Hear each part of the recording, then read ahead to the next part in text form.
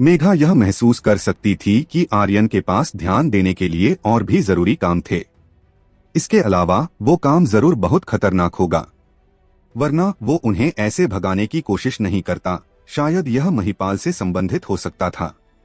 वो बूढ़ा सम्राट वास्तव में बहुत खतरनाक था। उसका मन प्रश्नों से भर गया। उसने अपने मन में सोचा, शाही परिवार के इतने सारे योद्धा, शिष्य और बुजुर्ग मर चुके हैं, लेकिन फिर भी वो क्यों नहीं आया? सिर्फ आकाश में उसकी एक छाया दिखाई दी। क्या ऐसा हो सकता है कि वो भाग गया हो? फिर मेघा ने यह सब सोचना छोड़ा और तारा को खींचा और कहा, चलो चलते हैं, जल्दी करो, वो जल्द ही वापस आ जाएगा। उसने यह कह तो दिया था, लेकिन उसकी आंखों में भी चिंता भरी हुई थी और उसने पीछे मुड़कर आर्यन की ओर देखा। आर्यन नहीं चाहता था कि वो तीनों किसी खतरे में पड़े। फिर उसने मेघा की ओर देखा, यह महसूस करते हुए कि वो उसे सबसे अच्छी तरह समझती है, और हल्के से मुस्कुराया। चलो, मैं जल्द वापस आऊंगा। विहान दरवाजे के पास गया और एक हाथ से बाहर का रास्ता दिखाने का इशारा करते हुए बोला, भाभी जी चलो चलते हैं। तारा हंसी और कहा, तुमने हमें क्या कहा? भाभी जी, विहान ने कहा। हे तारा हंसी, इसे फिर से कहो। तुरंत कहा है भाभी। हाँ। तारा की मुस्कान एक फूल की तरह थी और उसे इतना खुश देख मेघा और वर्षा को भी अपने दिल में थोड़ी मिठास महसूस हुई, लेकिन वो सभी तारा की तरह नहीं थी। उन्होंने अपनी खुशी को बेहतर तरीके से छुपाया। उनके जाने के बाद वहां केवल आर्यन और स्नो व्हाइट बचे थे। अब वक्त आ गया है, आर्यन ने मुस्कुराते हुए कहा। मास्टर, क्या आप ड्रैगन ब्लेड के दूसरे आधे हिस्से की तलाश कर रहे हैं? स्नो व्हाइट ने पूछा। हाँ, हम शाही मंदिर जा रहे हैं और वहीं हम महिपाल की कब्र खोदेंगे, आर्यन ने उत्साह से कहा। आज रात उसका सबसे महत्वपूर्ण लक्ष्य ड्रैगन ब्लेड के दूसरे आधे हिस्से को हासिल करना था। चूंकि उसे वो शिशुपाल के मरने पर भी नहीं मिला, तो अब उसे शाही मंदिर जाना ही होगा। हालांकि आर्यन का दिल थोड़ा तेज धड़क रहा था। महिपाल की छाया जो बादलों में दिखी थी, वो घनी शक्ति से भरी हुई थी। वो नहीं जानता था कि वास्तव में महिपाल की शक्तियां किस स्तर की होंगी और वो कितना शक्तिशाली होगा। उसका आत्मविश्वास थोड़ा डगमगाया हुआ था। दरअसल हवा में शक्तियों की मदद से एक छाया को संघनित करने में सक्षम होने के लिए यह निश्चित रूप से कुछ ऐसा नहीं था जो एक निम्न स्तर का युद्ध सम्राट कर सकता था। यही कारण था कि उसने तीनों बहनों को दूर भेज दिया। उसे शाही मंदिर जाना था। उसे ड्रैगन ब्लेड ढूंढना था, क्योंकि वो वहीं था। वो उसे ढूंढना चाहता था क्योंकि वो सिंह परिवार का विश्वास था, कुछ ऐसा जो सिंह परिवार के पूर्वज पीछे छोड़ गए थे। सिंह परिवार के एक वंशज के रूप में अगर उसके पास पूर्वजों द्वारा छोड़ी गई चीजों को वापस लेने की हिम्मत भी नहीं थी, तो उसका दुनिया में रहने का क्या मतलब था? एक सच्चे इंसान के रूप में कुछ चीजें थीं जो उसे करनी थीं। अरुण के सहयोग से शाही महल के मुख्य द्वार को ढहा दिया गया था। ओजस और विराट तुरंत सामने की ओर दौड़ पड़े। अतुल, बलदेव और अलका पीछे की ओर से आए। सिंह परिवार की सेना पहाड़ से उतरते हुए एक उग्र बाघ की तरह दौड़ पड़ी।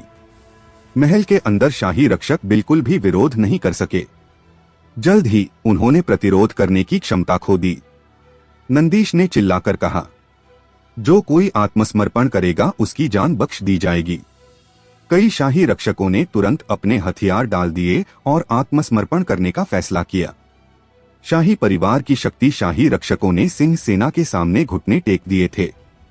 वज्रनाथ सिंह आकाश से उतरा और पूछा, आर्यन कहाँ है? विहान ने जवाब दिया, यंग मास्टर आर्यन ने हमें पहले जाने के लिए कहा। हम नहीं जानते कि वो बैंगनी सुनहरे महल में अकेले क्यों रुके थे, लेकिन जब हम यहाँ आ रहे थे तो मैंने उन्हें शाही मंदिर की दिशा की ओर बढ़ते देखा था। वज्रनाथ सिंह की भौहें सिकुड़ गई और वो चिल्लाया, यह बुरा है। अचानक उसका शरीर गरज उठा। उसके शरीर की पूरी शक्ति फूट पड़ी और वो गुस्से में शाही मंदिर की दिशा में भागा। महिपाल, अगर तुमने मेरे पोते के सिर के एक बाल को भी छूने की हिम्मत की तो मैं तुम्हें जिंदा रहते हुए नरक दिखाऊंगा। नंदीश चिल्लाया। अतुल, क्या तुम ड्रैगन जाल फॉर्मेशन लाए हो जिसे मैंने तुम्हें गुप्त रूप से प्रशिक्षित करने के लिए कहा था? अतुल ने गुस्से में कहा।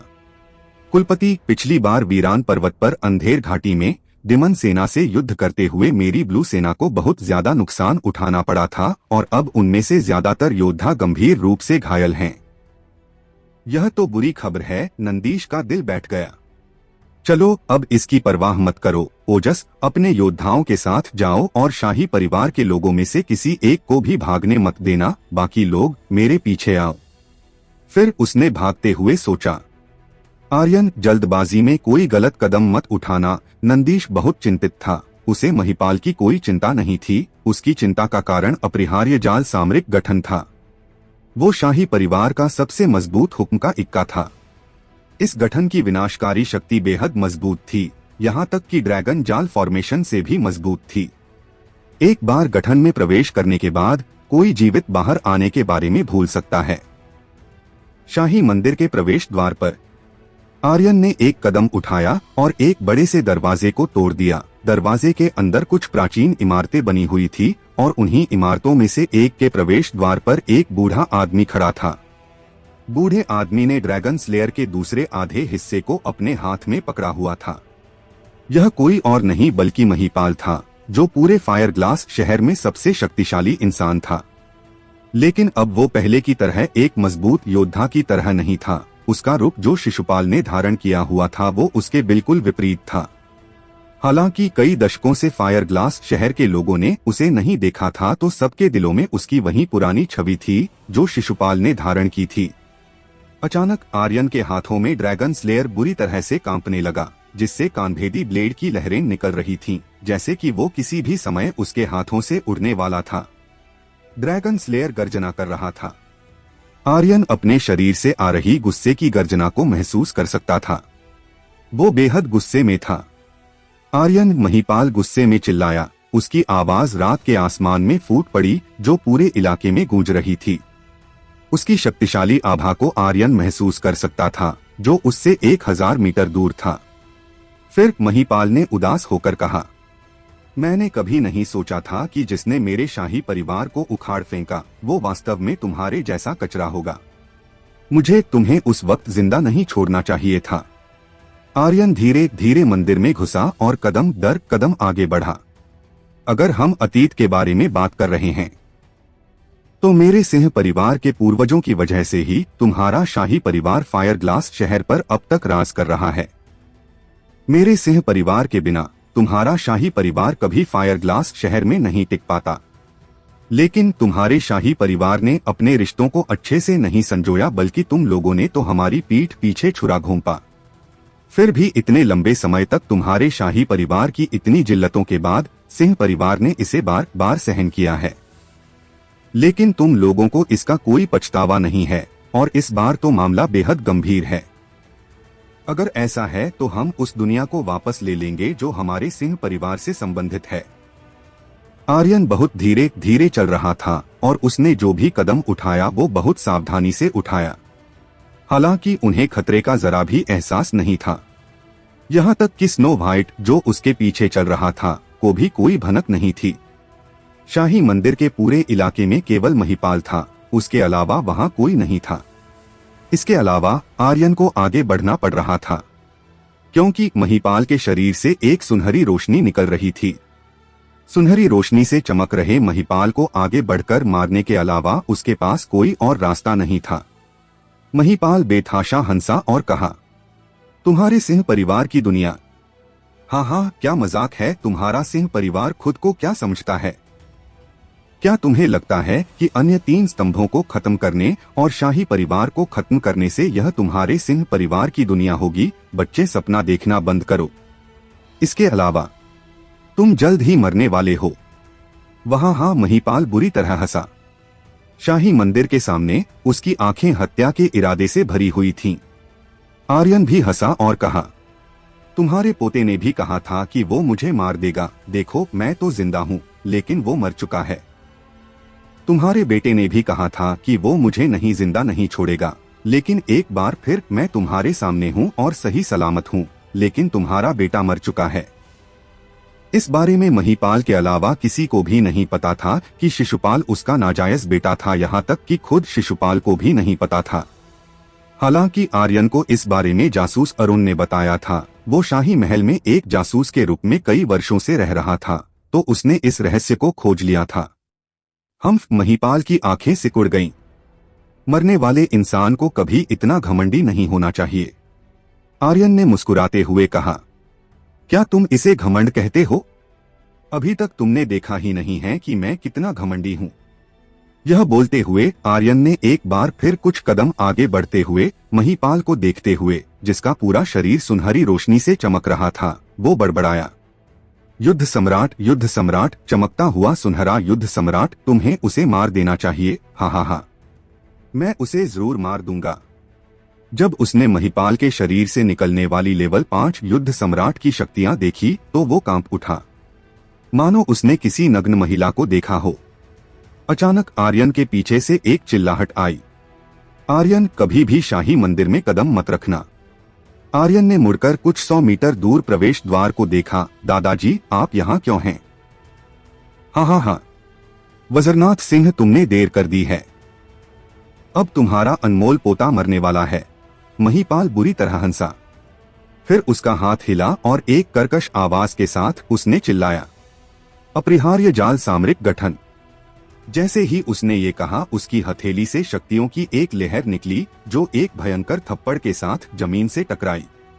जमीन में दरार आ गई। अनगिनत शक्तियों की लहरें दरारों में घूमती रहीं और लगातार शक्तियों के जारी रहने से पूरा मंदिर कांप उठा। अंतहीन हत्या का इरादा लगातार फूट रहा था। मंदिर की जमीन पर हर जगह दरारें पड़ चुकी थी। फिर उन दरारों से काले कवच पहने कई योद्धा बाहर निकले। वो असली लोग नहीं थे, बल्कि भूतों की तरह लग रहे थे। उनमें से हर एक का आत्मिक शरीर था, लेकिन उनमें से हर एक से क्रूर शक्तियां निकल रही थी, जैसे कि वो वास्तविक लोग थे। मंदिर में हजारों आत्माएं इकट्ठी थीं, जिनके हाथों में जादुई हथियार थे और सभी की नजरें आर्यन पर टिकी हुई थी। महिपाल, हिम्मत मत करना। वजरनाथ सिंह का दिल बैठ गया और उसने गुस्से में कहा। वो अपने दिल में बहुत ज्यादा हैरान था। वो जानता था कि अपरिहार्य जाल शाही परिवार का सबसे खतरनाक हुक्म का इक्का था, लेकिन वो यह भी जानता था कि अपरिहार्य जाल सामरिक गठन को सीखना भी उतना ही मुश्किल था। इसके अलावा वजरनाथ सिंह ने कभी नहीं सोचा था कि शाही परिवार वास्तव में उन सभी लोगों को मार डालेगा जिन्होंने अपरिहार्य जाल सामरिक गठन सीखा था और उनकी सोल्स को कैद करके स्पिरिट सॉल योद्धाओं में बदल देगा। इस तरह वो अपरिहार्य जाल सामरिक गठन की शक्ति को पूरी तरह से संरक्षित करने में सक्षम होंगे। ये बहुत ज्यादा क्रूर काम था कि हजारों लोगों के जीवन को इस तरह खत्म कर दिया गया था। फिर उन्हें हजारों वर्षों से शाही परिवार द्वारा गुलाम बना लिया गया और हमेशा के लिए केवल शाही मंदिर की रक्षा में लगा दिया गया। इस तरह वो कभी पुनर्जन्म नहीं ले पाएंगे। उसे मानना ही पड़ा कि शाही परिवार के तरीके बहुत भयावह थे। हाँ, वजरनाथ सिंह, अब पछताने का कुछ फायदा नहीं है। जल्द ही तुम्हारा नंबर भी आएगा। वैसे क्या तुम्हें पता है इससे पहले इस गठन की चपेट में आकर किसने अपनी जान दी थी? महिपाल ने हंसते हुए कहा, यह सभी वो योद्धा हैं जिन्होंने तुम्हारे सिंह परिवार के ड्रैगन स्लेयर गॉड को निपटाया था। उस वक्त ड्रैगन स्लेयर गॉड ने सभी दुष्ट दिमन सेना को मार डाला और थक गए थे। फिर उसे मेरे शाही परिवार ने अपरिहार्य जाल सामरिक गठन का इस्तेमाल करके घाटी में सील कर दिया था। लेकिन मुझे उम्मीद नहीं थी कि ड्रैगन स्लेयर गॉड शाही परिवार के 1000 से ज्यादा योद्धाओं को मारने के लिए सर्वोच्च हथियार का इस्तेमाल करेगा। उस समय अपरिहार्य जाल गठन ने अपनी शक्ति खो दी थी। किसी ने नहीं सोचा होगा कि उस समय हमारा शाही परिवार रक्त शोधन संप्रदाय की एक शाखा थी। ब्लड रिफाइनमेंट स्पिरिट सीलिंग तकनीक का उपयोग करते हुए हमने इन मृत लोगों की सोल्स को निकाला और फिर अपरिहार्य जाल सामरिक गठन सीखने वाले अन्य 1800 योद्धाओं को मार डाला। हमने उनकी सोल्स को हमेशा के लिए उनके शरीर में कैद कर लिया और उन्हें हमेशा के लिए हमारे शाही परिवार की रक्षा करने के लिए कहा। हाँ, महिपाल जितना ज्यादा बोलता गया उतना ही ज्यादा उत्साहित होता गया, जैसे कि उसने कुछ महान किया हो।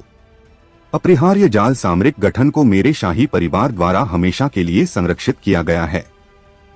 यह सभी स्पिरिट सॉल योद्धा हमारे नियंत्रण में रहेंगे। हाँ। अचानक महिपाल ने ड्रैगन स्लेयर के आधे हिस्से को उठाया और तेज आवाज में गरजते हुए कहा, गठन को सक्रिय करो, आर्यन को मार डालो और उसकी आत्मा को बाहर निकाल लो। मैं चाहता हूँ कि उसकी आत्मा शाही परिवार के महान मंदिर के सामने हमेशा के लिए घुटनों के बल बैठी रहे। मैं चाहता हूँ कि उसका सिंह परिवार शाश्वत दंड के लिए समर्पित हो। हाँ हाँ हाँ। जैसे ही उसने ऐसा कहा, सॉल योद्धा पागलों की तरह बर्ताव करने लगे, जैसे कि उनमें अपनी कोई समझ नहीं थी। वज़रनाथ सिंह बहुत चिंतित था। वो किसी और चीज की परवाह किए बिना आगे भागा। आर्यन। हालांकि जैसे ही उसने महान मंदिर की सीमा में कदम रखा, उसे एक अत्यंत खतरनाक अदृश्य शक्ति द्वारा पीछे की ओर उड़ा दिया गया। उसने आंगन की दीवार को तोड़ दिया और खून का थक्का मुंह से थूका। महिपाल जोर से हंसा। हा हा हा, वज़रनाथ सिंह, अपनी शक्ति बर्बाद मत करो। ड्रैगन स्लेयर गॉड उस समय युद्ध सम्राट क्षेत्र का विशेषज्ञ था और वो भी इससे बाहर नहीं निकल सका था। तो तुम आर्यन के बारे में भूल जाओ। वो धीरे धीरे तुम्हारे सामने मर जाएगा। अपने पोते को धीरे धीरे मरते हुए देखना बहुत अच्छा लगेगा। हाँ हाँ हाँ। आर्यन जिस गठन में था वो एक सुनहरी रोशनी के साथ चमक रहा था। यह ठीक उसी तरह की सुनहरी रोशनी थी जैसी महिपाल के शरीर से निकल रही थी। हालांकि उन सॉल योद्धाओं के शरीर से कोई सुनहरी रोशनी नहीं निकल रही थी, इसलिए आर्यन ने निष्कर्ष निकाला कि इस पर बाहरी हमलों का भी कोई असर नहीं होगा। फिर वो जोर से चिल्लाया, दादाजी मत आओ। यह गठन बहुत मजबूत था और गठन के केंद्र में आर्यन खतरनाक शक्तियों को महसूस कर सकता था। ये गठन मकड़ी के जाल की तरह था, जिसमें शक्तियों के बीच संबंध सक्रिय हो गया था। मुझे विश्वास नहीं है कि मैं तुम्हारे इस अपरिहार्य जाल को तोड़ नहीं सकता, आर्यन ने ठंडे स्वर में कहा।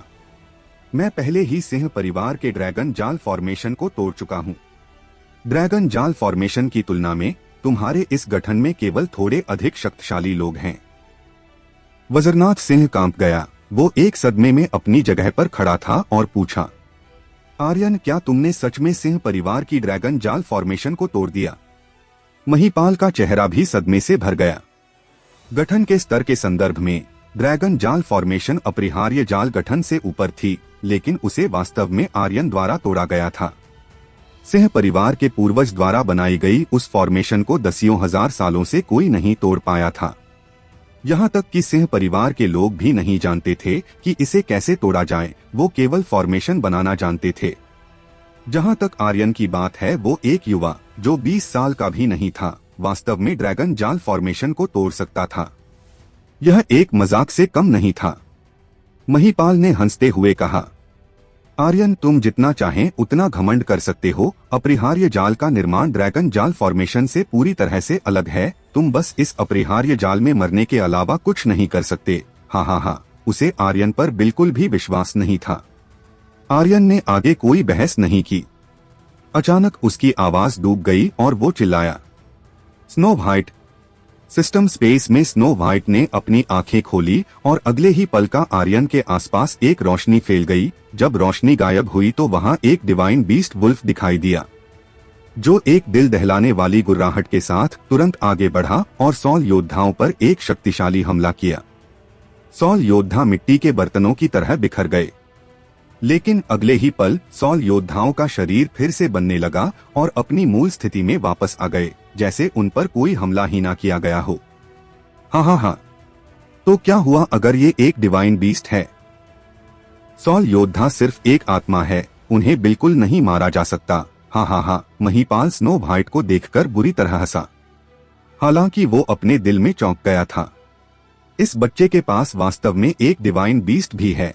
उसे जीवित नहीं छोड़ा जा सकता है। मैं बिल्कुल भी उसे जिंदा नहीं छोड़ सकता। मुझे उसे मारना होगा। आर्यन ने एक बार फिर से चिल्लाते हुए कहा, आइस फायर।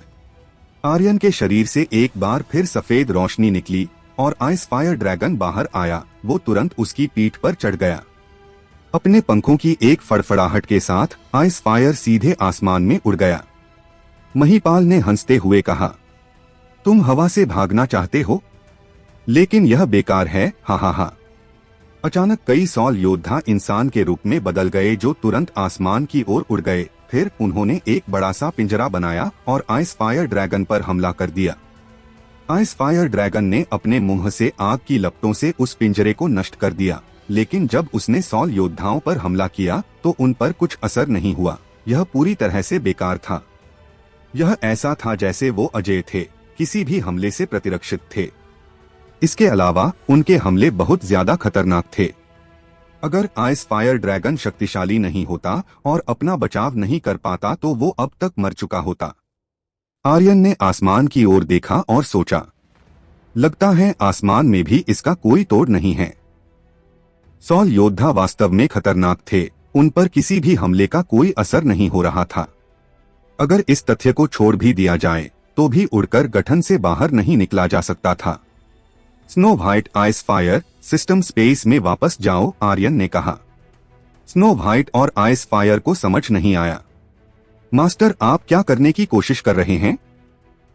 आप अकेले इस गठन को नहीं तोड़ पाएंगे। मास्टर, हमें रहने दीजिए। हमारे हमले इन सॉल योद्धाओं के खिलाफ बेकार हो सकते हैं, लेकिन अगर हम महिपाल को मार देते हैं तो हम इस गठन को तोड़ सकते हैं। महिपाल के पास निश्चित रूप से उन सॉल योद्धाओं को काबू करने की कोई शक्ति होगी। अगर वो मर गया तो सब कुछ खत्म हो जाएगा। हालांकि उनके बीच बहुत दूरी थी और आइस फायर के साथ मिलकर जुड़वा हमला करना बेकार होगा। अगर उन्हें जुड़वा हमला इस्तेमाल करना था और उसे मारना था तो उन्हें उसके करीब जाने की जरूरत थी। भले ही वो इस हमले से महिपाल को मार ना सके, फिर भी वो उसे भारी नुकसान पहुंचा सकते थे और एक बार जब वो घायल हो जाता तो गठन की शक्ति निश्चित रूप से प्रभावित होती। स्नो व्हाइट ने पूछा, मास्टर, जैसा आइस फायर ने कहा कि हम महिपाल को मार सकते हैं तो हमें आपके साथ चलने दीजिए। हम कम से कम आपके लिए उन सॉल योद्धाओं के हमले रोक सकते हैं। यह सही है। बड़े भाई स्नो व्हाइट ठीक कहते हैं। मास्टर, आइए हम आपके लिए रास्ता खोल दें। हम उन्हें मार नहीं सकते, लेकिन हम उनके हमले रोक सकते हैं और आपके लिए रास्ता बना सकते हैं। हमारी खाल मोटी है, हम उनके हमले सह सकते हैं।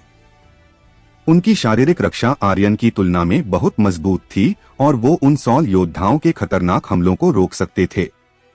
हालांकि आर्यन के दिल में स्नो व्हाइट और आइस फायर दोनों उसके भाई थे। फिर चाहे वो कितनी ही बड़ी मुसीबत में क्यों ना होता तो भी वो उन दोनों को अपने लिए नुकसान नहीं उठाने देता। वैसे भी आर्यन उन मिट्टी के खिलौनों से डरने वाला नहीं था। फिर उसने उनसे मुस्कुराते हुए कहा, तुम लोगों को चिंता करने की जरूरत नहीं है। अगर मैं उन्हें रोक नहीं पाऊंगा तो मैं तुरंत तुम दोनों को बाहर बुला लूंगा। वैसे मुझे नहीं लगता कि ये भूत मेरा कुछ बिगाड़ सकते हैं। जैसे ही उसने ऐसा कहा, उसका शरीर हल्का सा कांप उठा। आसमानी कवच, बाहर आओ। इसके तुरंत बाद आर्यन के शरीर पर होली स्टेज का एक आसमानी कवच चढ़ गया। यह पूरी तरह से काला था, जो प्राचीन रून्स के साथ तराशा गया था। एक काली रोशनी के साथ चमक रहा था, एक काली शक्तियों का उत्सर्जन कर रहा था। यह अतुलनीय रूप से दबंग था। आसमानी पंख आओ। उसकी पीठ पर दो बड़े काले पंख दिखाई दिए।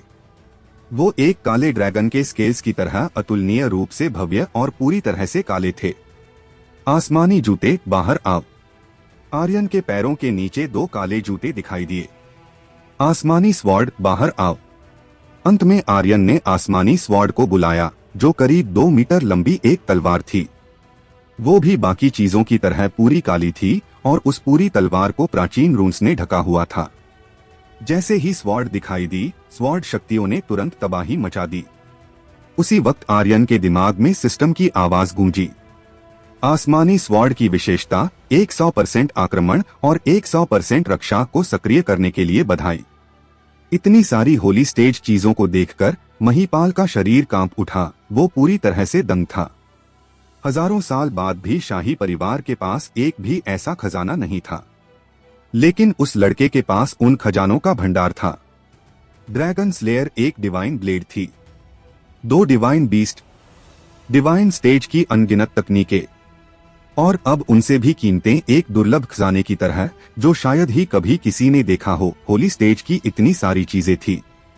अगर बाहर की दुनिया को इस बारे में पता चलता तो वो मरते दम तक उससे यह खजाने छीनने के लिए लड़ते। उसकी तुलना में महिपाल बहुत छोटा महसूस कर रहा था।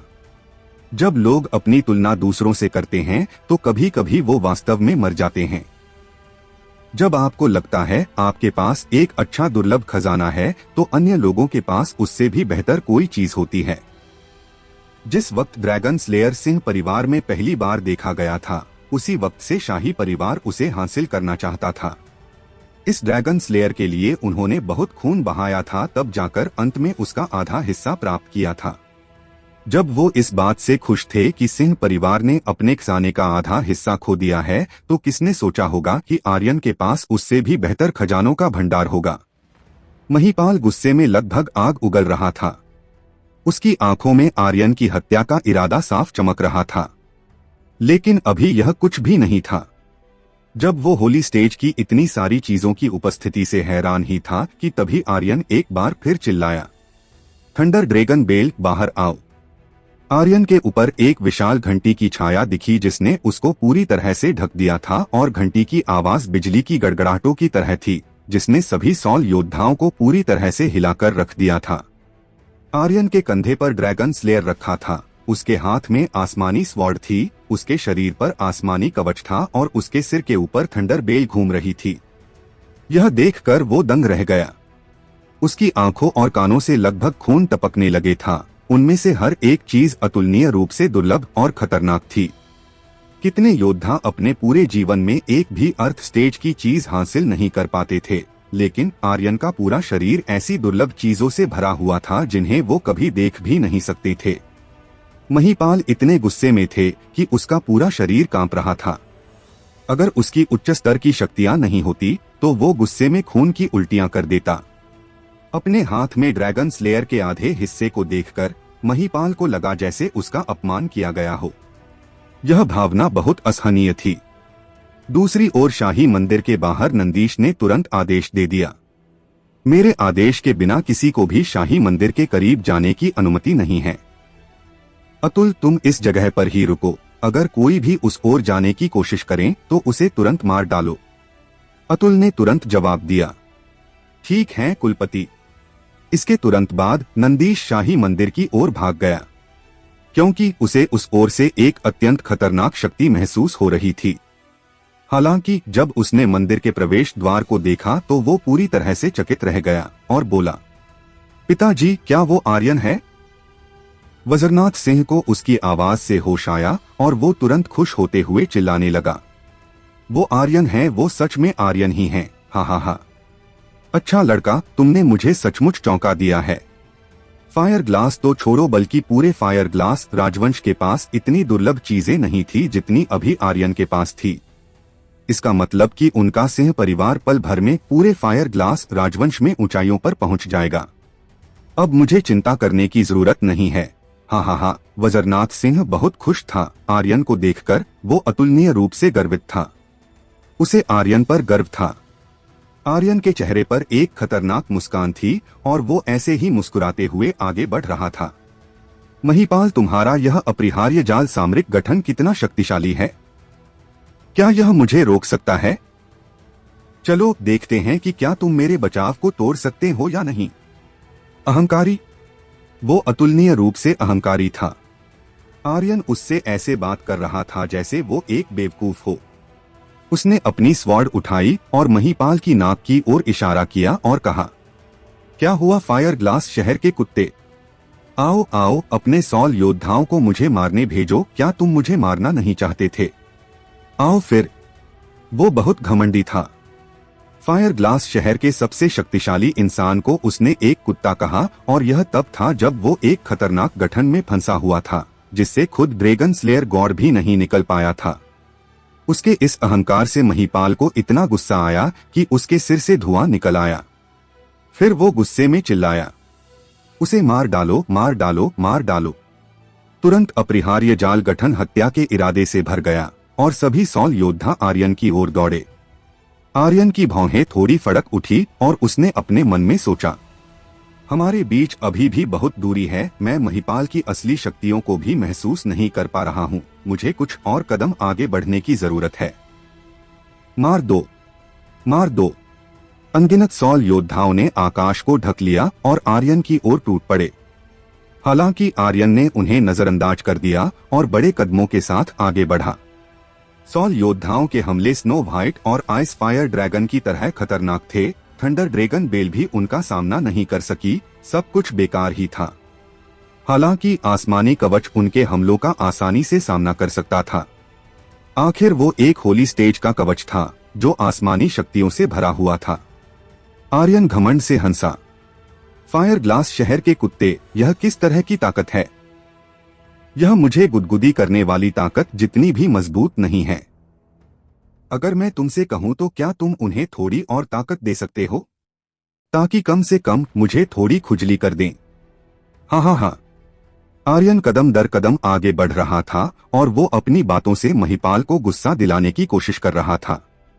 वो महिपाल की शक्तियों को महसूस करना चाहता था। वो जानना चाहता था कि क्या महिपाल ही उन 100 योद्धाओं को काबू कर रहा था और क्या वो ही गठन का मूल था।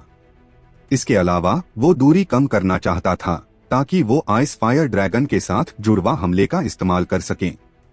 महिपाल उसकी बातों को सुनकर इतने गुस्से में था कि उसका पूरा शरीर कांप रहा था।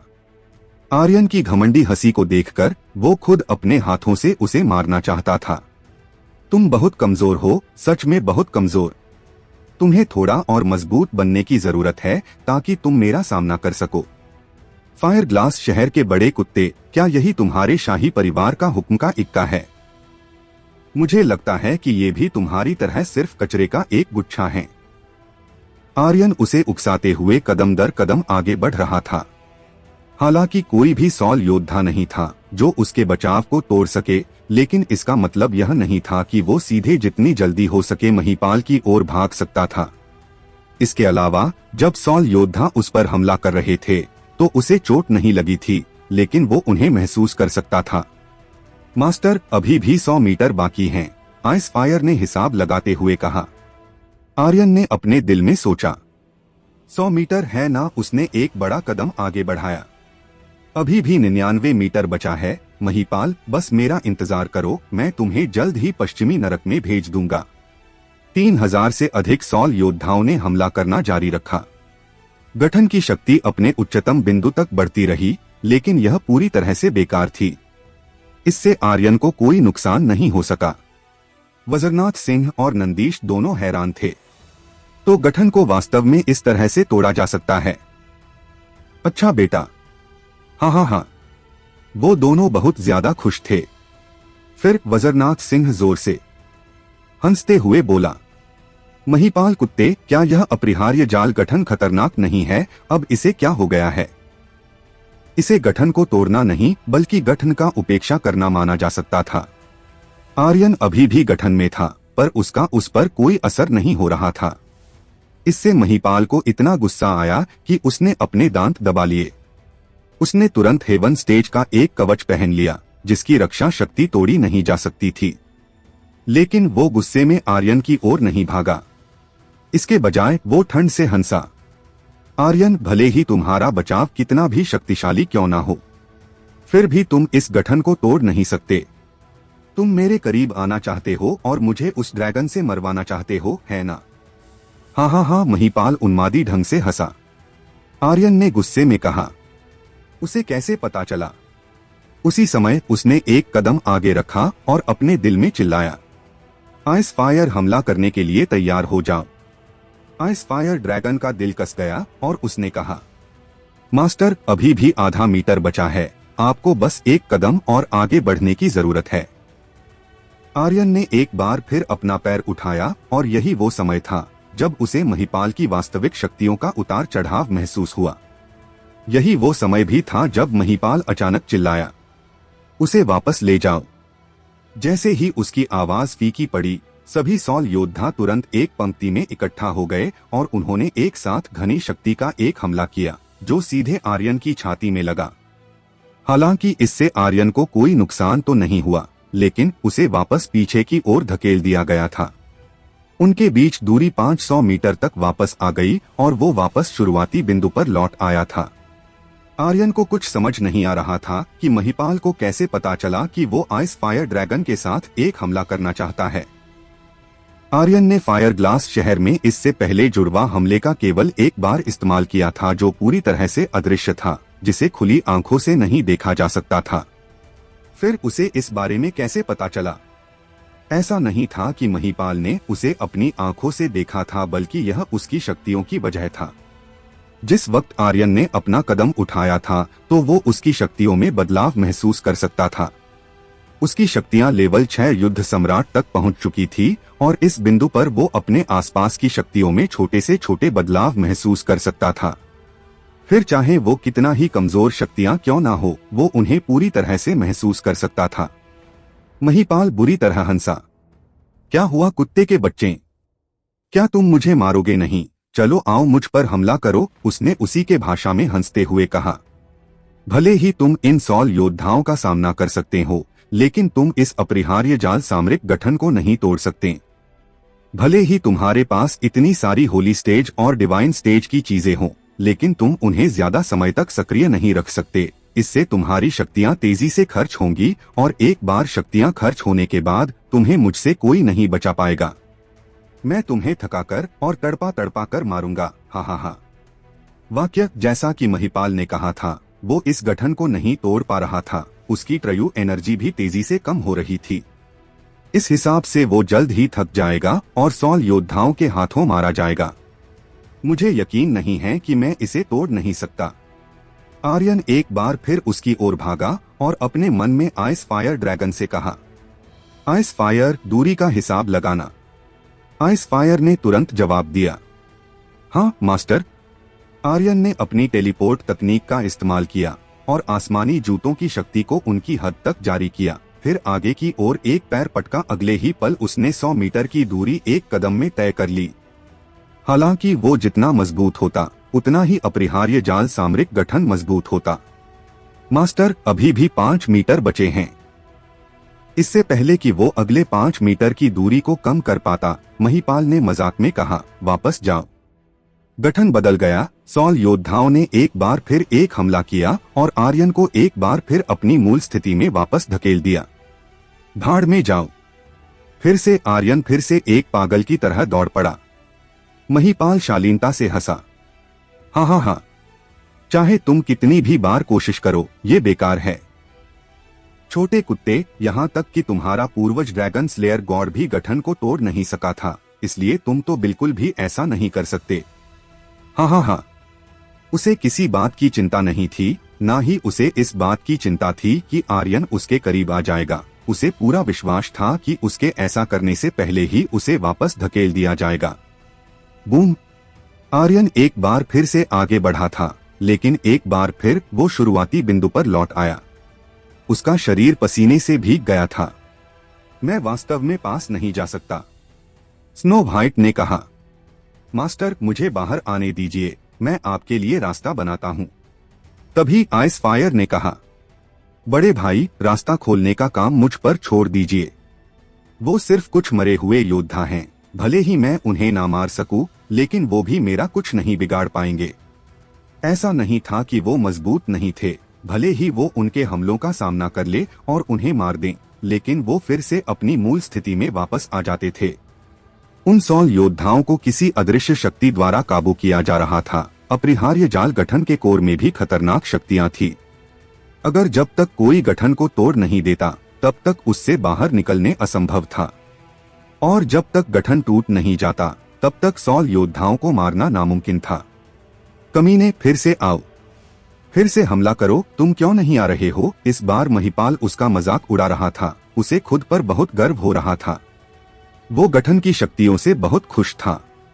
इसके अलावा जिस समय वो हंस रहा था, उसकी नजर मंदिर के प्रवेश द्वार पर खड़े वजरनाथ सिंह और नंदीश पर पड़ी, जिन्हें देखते हुए उसकी आंखें काली हो गई और उनमें हत्या का इरादा झलकने लगा। तुमने मुझे दर्द दिया था ना, अब दर्द सहने की तुम्हारी बारी है। तुमने मेरे बेटे और मेरे पोते को मार डाला, अब मैं चाहता हूँ कि तुम अपने दादा और चाचा को अपने सामने मरते हुए देखो। इतना कहने के तुरंत बाद उसका शरीर धुंधला पड़ गया और अगली बार वो मंदिर के प्रवेश द्वार पर वजरनाथ सिंह के सामने दिखाई दिया। उसके शरीर से खतरनाक शक्तियां लगातार निकल रही थी और उसने हंसते हुए कहा, वजरनाथ सिंह, तुम्हारा वक्त पूरा हुआ।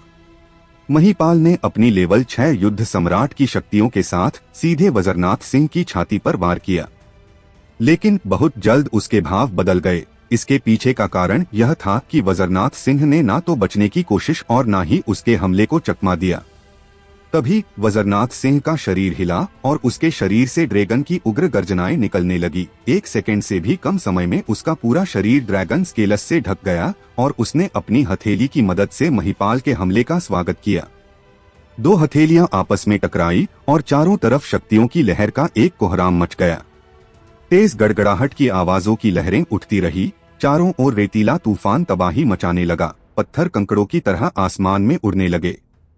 उन दोनों के पैरों की नीचे की जमीन लगातार धंसती रही। नंदीश उनसे बहुत पीछे हट गया था। अगर वो थोड़ा भी करीब होता तो उनकी शक्तियों की लहर से मारा जाता। महिपाल और वज्रनाथ सिंह दोनों कई कदम पीछे हट गए। महिपाल के चेहरे पर अभी भी सदमे के भाव थे। उसे विश्वास नहीं हो रहा था कि यह क्या था। वज्रनाथ सिंह ने अपने मुंह से खून पूंछा और गुस्से में चिल्लाते हुए कहा, भाड़ में जाओ, फिर से आओ।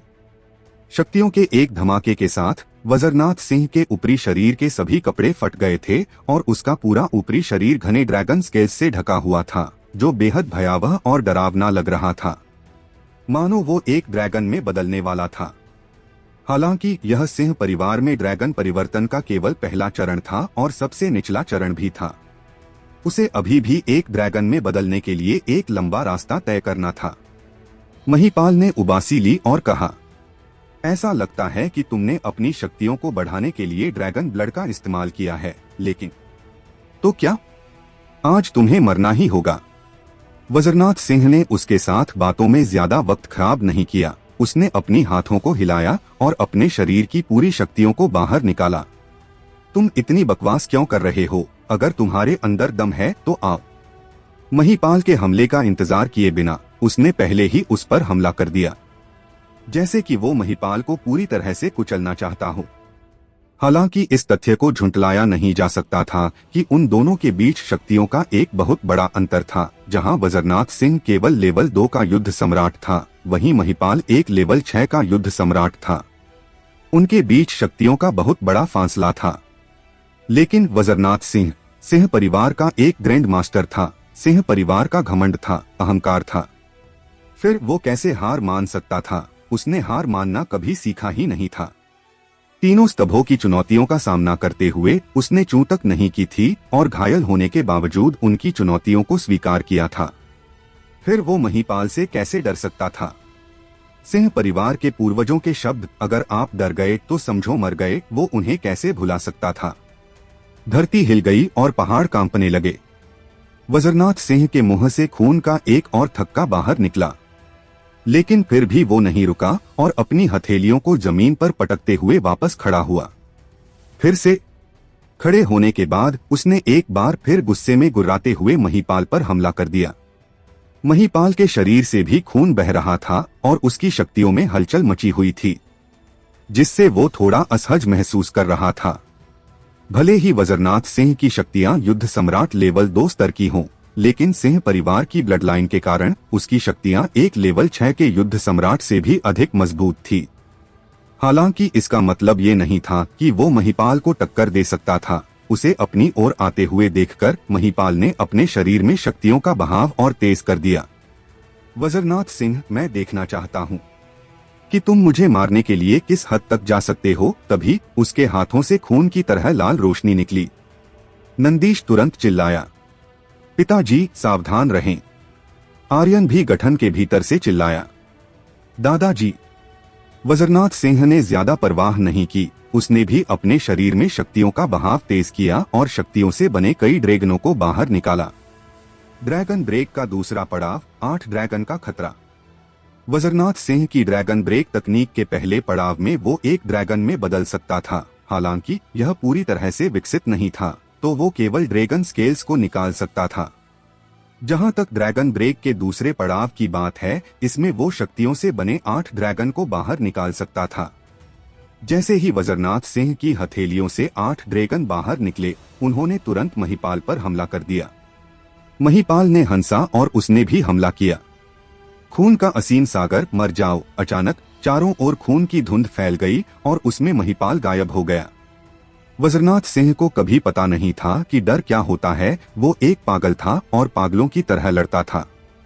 एक बार जब उसने लड़ना शुरू कर दिया तो वो जीवन और मृत्यु के अलावा कोई और विकल्प नहीं चुनता था, एक ऐसा अस्तित्व जो या तो खुद मरता या फिर सामने वाले को मारता। हालांकि आखिर उसकी शक्तियां केवल युद्ध सम्राट के दूसरे स्तर पर थी, उसके और महिपाल के बीच शक्तियों का अंतर बहुत बड़ा था। यहाँ तक कि ड्रैगन ब्लड लाइन भी इतने बड़े अंतर की भरपाई नहीं कर सकती थी। महिपाल पीछे हट गया और दीवार से टकरा गया। उसने खून से लथपथ मुंह से थूक दिया, उसका चेहरा पीला पड़ चुका था। हालांकि वज्रनाथ सिंह की चोटें और भी गंभीर थीं। वो आसमान से गिरकर जमीन पर गिर गया। उसके मुंह से लगातार खून बह रहा था। एक पल के लिए वो जमीन पर लेट गया और गहरी सांस लेने लगा। उसके आंतरिक अंगों में उथल पुथल मच रही थी और उसकी एक एक इंच मांसपेशियों को ऐसा लग रहा था कि वो टूटने वाली हैं। महिपाल के हमलों की वजह से उसका बहुत खून बह चुका था और उसकी शक्तियां खत्म होने के कगार पर थी। इससे वो बेहद असहज था। धिक्कार है, महिपाल ने उसे कोसा।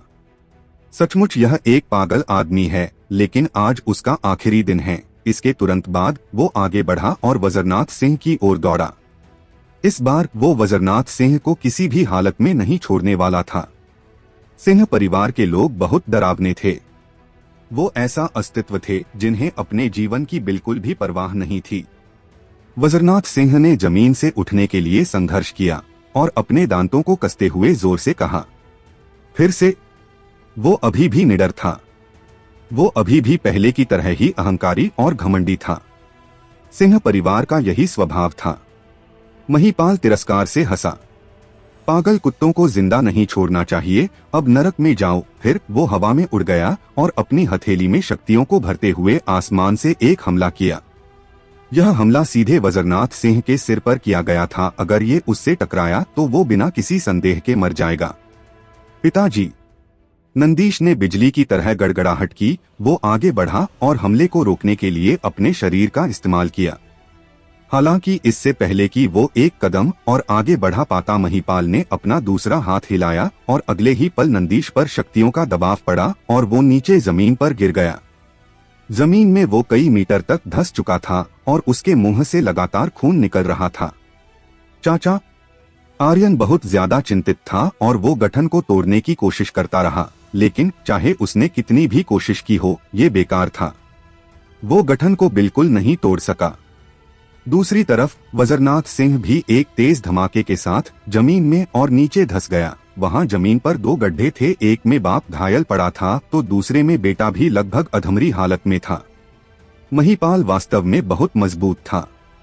उसकी शक्तियों ने वज्रनाथ सिंह को पूरी तरह से कुचल दिया। उनके स्तरों की बीच की खाई को भरना मुश्किल था। महिपाल धीरे धीरे वज्रनाथ सिंह की ओर बढ़ा, आर्यन को देखा और एक ठंडी मुस्कान के साथ बोला, क्या तुम अपने दादा को बचाना चाहते हो? अगर हाँ तो घुटने टेक दो और मेरे आगे गिड़गिड़ाओ। हाँ हाँ हाँ कुत्ते, तुम्हारी वजह से मैंने अपने बेटे और अपने पोते को खोने का दर्द सहा है। अब मैं चाहता हूँ कि तुम भी अपने दादा और चाचा को अपने सामने मरते हुए देखो और उस दर्द को सहो। लेकिन तुम फिक्र मत करना, मैं उन दोनों को धीरे धीरे मारने के लिए क्रूरतम तरीकों का इस्तेमाल करूंगा। तुम आराम से इसका आनंद ले सकते हो। हाँ हाँ हाँ। आर्यन ने अपनी मुट्ठी इतनी जोर से भींच ली कि उसके नाखून टूट गए। महिपाल, अगर तुमने उन्हें छुआ भी तो मैं तुम्हारी इतनी बुरी हालत करूंगा कि तुम्हारे पूर्वज भी कांप उठेंगे। महिपाल जोर से हंसा। क्या तुम गुस्से में हो? यह बोलते हुए महिपाल ने नंदीश के शरीर पर एक पैर रखा, उसके बाल पकड़े और उसे ऊपर की ओर जोर से खींचा। फिर उसने उसके सिर को आर्यन की ओर घुमाकर कहा, नंदीश, क्या तुम अपने भतीजे को देख पा रहे हो? हाँ हाँ हाँ। आर्यन, अच्छा लग रहा है ना? हाँ हाँ हाँ। वो उन्मादी ढंग से बुरी तरह हंसा। दूसरी तरफ आर्यन के नाखून उसकी हथेली के मांस में घुस गए, जिससे खून टपकने लगा। उसने हमला करना जारी रखा, लेकिन वो अभी भी गठन को नहीं तोड़ पा रहा था। वज्रनाथ सिंह ने गंभीरता से कहा, आर्यन बेटा, पहले गठन को तोड़ो। इसके तुरंत बाद वो गड्ढे से बाहर निकला और तेजी से आगे बढ़ा। एक बार फिर उसने अपनी पूरी शक्तियों का इस्तेमाल किया और महिपाल पर हमला कर दिया। तुम खुद को कुछ ज्यादा ही आंकने की गलती कर रहे हो, महिपाल ने मुस्कुराते हुए कहा। अब इस बात को मान लो कि तुम क्या बहुत कमजोर हो। उसने एक बार फिर अपने हाथ को हिलाया और वज्रनाथ सिंह के वार का इंतजार किए बिना उस पर हमला कर दिया। वज्रनाथ सिंह का शरीर पीछे की ओर उड़ गया और एक तेज धमाके के साथ जमीन से टकराया। उसके मुंह से और शरीर से बेरहमी से खून निकलने लगा। हालांकि दर्द को सहते हुए उसने एक बार फिर चिल्लाते हुए कहा, आर्यन, तुम्हें खुद पर विश्वास रखना होगा। तुमने पहले भी ड्रैगन जाल फॉर्मेशन को तोड़ा है। तुम्हारे लिए इस अपरिहार्य जाल गठन को तोड़ना कुछ भी नहीं है। आह! यह बोलते हुए वज्रनाथ सिंह एक बार फिर आगे बढ़ा। उसने इस बार भी अपने हमले में पूरी ताकत झोंक दी। गठन को तोड़ दो, गठन को तोड़ दो। मैं गठन को कैसे तोड़ सकता हूँ? अपने दादा और चाचा को महिपाल द्वारा लगातार कुचलते हुए देखकर आर्यन ठीक से कुछ सोच नहीं पा रहा था। शुरू से ही वो लगातार गठन को तोड़ने की कोशिश कर रहा था, लेकिन वो उस पर एक खरोंच तक नहीं ला पा रहा था। ऐसा लग रहा था जैसे गठन को कोई तोड़ ना हो। गठन को तोड़ने से पहले मुझे गठन के मूल का पता लगाना होगा, आर्यन ने गुस्से में सोचा और उसका दिमाग जल्दी जल्दी काम करने लगा। मैं कहाँ हूँ, मैं कहाँ हूँ? आर्यन के दिमाग में घबराहट होने लगी। गठन का मूल कहाँ है? गठन का मूल कहाँ है? क्या वो महिपाल है? नहीं, वो नहीं है। पहली बार जब आर्यन उसके करीब गया था तो उसने महिपाल के शरीर से निकलती हुई शक्तियों को महसूस किया था। उसकी शक्तियों का कोई भी तार अपरिहार्य जाल सामरिक गठन से नहीं जुड़ा था। महिपाल गठन का मूल नहीं था, वो केवल वो व्यक्ति था जिसने गठन को सक्रिय किया। वास्तव में वो कहाँ है? किसी भी संरचना में एक मूल होता है, बिना मूल के एक संरचना का निर्माण नहीं हो सकता। इसी तरह अगर कोई मूल को ढूंढ सकता है और उसे नष्ट कर सकता है तो वो गठन को तोड़ने में सक्षम होंगे। ड्रैगन जाल फॉर्मेशन का मूल स्वयं दुश्मन था, लेकिन अपरिहार्य जाल सामरिक गठन का मूल क्या था? आर्यन अचानक पैर मोड़कर बैठ गया। जैसे जैसे उसकी शक्तियां फैलती गई, उसका दिमाग तेजी से घूमता गया, जो सभी सॉल योद्धाओं को एक साथ जोड़ता गया। वो गठन के मूल की तलाश कर रहा था। आर्यन को इस तरह देखना महिपाल के दिल को ठंडक मिल रही थी। वो हंसा और हंसते हुए बोला, आर्यन, तुम अपनी आंखें क्यों बंद कर रहे हो? क्या तुम अपने दादा और चाचा को मरते हुए नहीं देख सकते? हाँ हाँ हाँ, कमीने, क्या तुम इसे देखना नहीं चाहते? तुम ये देखोगे और जरूर देखोगे। जब तक मुझे सुकून नहीं मिलेगा तुम ये तब तक देखोगे। अचानक महिपाल का हाथ हिला और उसमें ड्रैगन स्लेयर का दूसरा आधा हिस्सा दिखाई दिया। एक बार फिर उसने हंसते हुए कहा, सिंह परिवार के कुलपति और ग्रैंड एल्डर की मौत ड्रैगन स्लेयर से होगी। यह सच में बहुत दिलचस्प होना चाहिए। हाँ हाँ हाँ, कमीने, क्या तुम देखना नहीं चाहते? इतना बोलने के बाद महिपाल ने ड्रैगन स्लेयर को नंदीश की गर्दन पर रखा और मुस्कुराते हुए कहा, कमीने, क्या तुम अभी भी अपनी आंख नहीं खोलोगे? एक बार देखो तो सही, ये तुम्हारे चाचा का आखिरी वक्त है। तुम्हें एक अच्छे भतीजे के नाते अपने चाचा से गिले शिकवे दूर करने चाहिए। फिर तुम्हारे दादा की बारी है। हाँ हाँ हाँ। जैसे ही उसने अपनी चाल चली, आर्यन ने अपनी आंखें खोली। महिपाल तुरंत दिल से हंसा और कहा, ठीक है, अपनी आंखें खुली रखना, यह मजेदार होगा। आर्यन उठ खड़ा हुआ। Snow white ice fire. दो डिवाइन बीस्ट तुरंत सिस्टम स्पेस से बाहर आ गए। डिवाइन बीस्ट की शक्ति अतुलनीय रूप से शक्तिशाली थी और उनकी दो क्रोधित आंखें किसी के दिल को भी ठंडा महसूस करा सकती थी। इस वक्त वो दोनों बहुत ज्यादा गुस्से में थे। उनकी आंखों में महिपाल को टुकड़ों में काटने का इरादा साफ झलक रहा था। अरे अरे अरे, दो डिवाइन बीस्ट, मैं बहुत डर गया हूँ, महिपाल ने उत्साह से कहा। फिर उसकी आवाज बदल गई और वो गुस्से में चिल्लाया, कमीने, बाहर आओ और इन डिवाइन बीस्टों को मुझे मारने के लिए कहो। हाँ हाँ हाँ, आओ आओ, हाँ हाँ हाँ। उसकी हंसी जंगली थी, जो आत्मसंतुष्टि, अतुलनीय रूप से अहंकारी और घमंड से भरी हुई थी। उसी समय आर्यन की आंखें गहरी काली हो गई। फिर उसने महिपाल की ओर देखा और उससे कहा, कुत्ते, अब अपनी आंखें खुली रखना और ध्यान से देखना। अचानक स्नो व्हाइट और आइस फायर ड्रैगन बुरी तरह से कांपने लगे। उनकी शक्तियां अजेय थी। शाही मंदिर की नींव हिलने लगी और जमीन भूकंप आने की तरह फट रही थी। सभी सॉल योद्धा भी कांप उठे। महिपाल तुरंत गुस्से में आग बबूला हो गया और कुछ कदम आगे बढ़ गया। कमीने, तुम क्या करना चाहते हो? महान मंदिर के नीचे शाही परिवार के पूर्वजों के मकबरे थे। इससे महिपाल का गुस्सा अचानक भड़क उठा था। उसके दिल में गुस्सा अपनी चरम सीमा तक पहुंच गया। महान मंदिर का अपमान करने और अपने पूर्वजों को शांति से आराम करने में असमर्थ होने के कारण इसने उसे अपने बेटे और पोते के मरने से भी ज्यादा गुस्सा दिला दिया था। अब हंसने की बारी आर्यन की थी और उसने हंसते हुए कहा, क्या कहा तुमने? मुझे सुनाई कम देता है।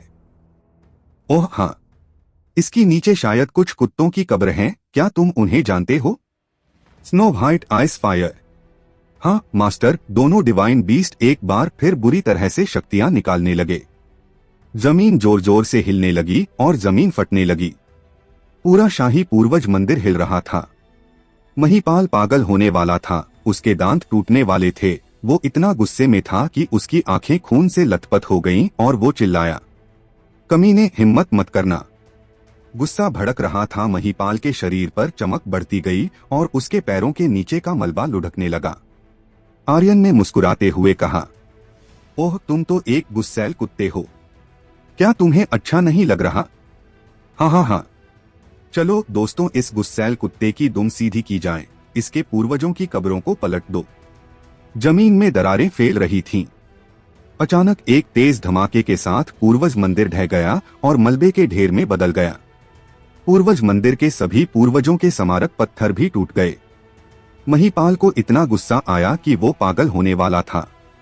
उसकी आंखों से आग की लपटें निकलने वाली थीं। आर्यन, कुत्ते, कमीने, मैं तुम्हें मार दूंगा, मैं तुम्हें मार दूंगा। वो बहुत ज्यादा गुस्से में था।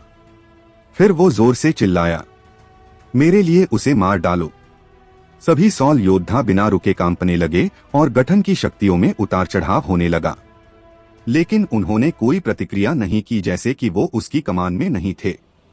महिपाल की भौहें फिर से कसने लगीं, क्योंकि उसे कुछ समझ नहीं आ रहा था। असंभव, असंभव, बिल्कुल असंभव, वो सदमे में बड़बड़ाने लगा। फिर आर्यन ने अपने दाहिने हाथ की जादुई शक्ति को जारी किया। इसे पूरी तरह से सक्रिय होने में 3 मिनट का समय लगता था। उसने महिपाल को गुस्से में पागल होते हुए देखा और उसका मजाक उड़ाया। अपरिहार्य जाल सामरिक गठन का मूल ठीक नीचे है। अगर मैं गलत नहीं हूँ तो ये शाही परिवार की ड्रैगन नस होनी चाहिए। जैसे ही उसने बोलना बंद किया, उसका दाहिना हाथ हिला और एक जोरदार मुक्का जमीन से टकराया। दाहिने हाथ की जादुई शक्ति, मेरे लिए इसे खोल दो। महिपाल ने चिल्लाकर कहा, नहीं। बूम बूम, शाही मंदिर की हर एक इमारत नीचे धंस गई और एक एक करके सभी सॉल योद्धा भी पागलपन से कांप रहे थे, जैसे कि वो अब और बर्दाश्त नहीं कर पाएंगे। नहीं नहीं नहीं। महिपाल की आंखें बेजान थीं। यह देखकर कि पूरा शाही मंदिर अंदर घुस गया, वो गर्जना करता रहा, नहीं नहीं, यह असंभव है। कोई भी नहीं जानता कि अपरिहार्य जाल सामरिक गठन का मूल कहाँ है। कोई नहीं जानता। तुम्हारे लिए यह सब जानना असंभव है। यहाँ तक कि उसे भी यह नहीं पता था कि गठन का मूल कहाँ था। शाही परिवार के पूर्वजों ने इन आत्माओं को अलग करने और उन्हें शाही मंदिर में स्थापित करने के लिए रक्तशोधन संप्रदाय की बुरी तकनीक का उपयोग किया था। गठन का मूल कहाँ था? शाही परिवार के पूर्वज सम्राट के अलावा शाही परिवार में कोई और नहीं जानता था, न ही उसने किसी को बताया था, क्योंकि वो जानता था कि गठन के मूल के बारे में जितने कम लोगों को पता होगा उतना ही बेहतर होगा। जैसे सिंह परिवार की ड्रैगन जाल फॉर्मेशन के मूल को गुप्त रखा गया था, उसी तरह इस गठन को बनाने वाले व्यक्ति के अलावा किसी को नहीं पता था कि गठन का मूल कहाँ था।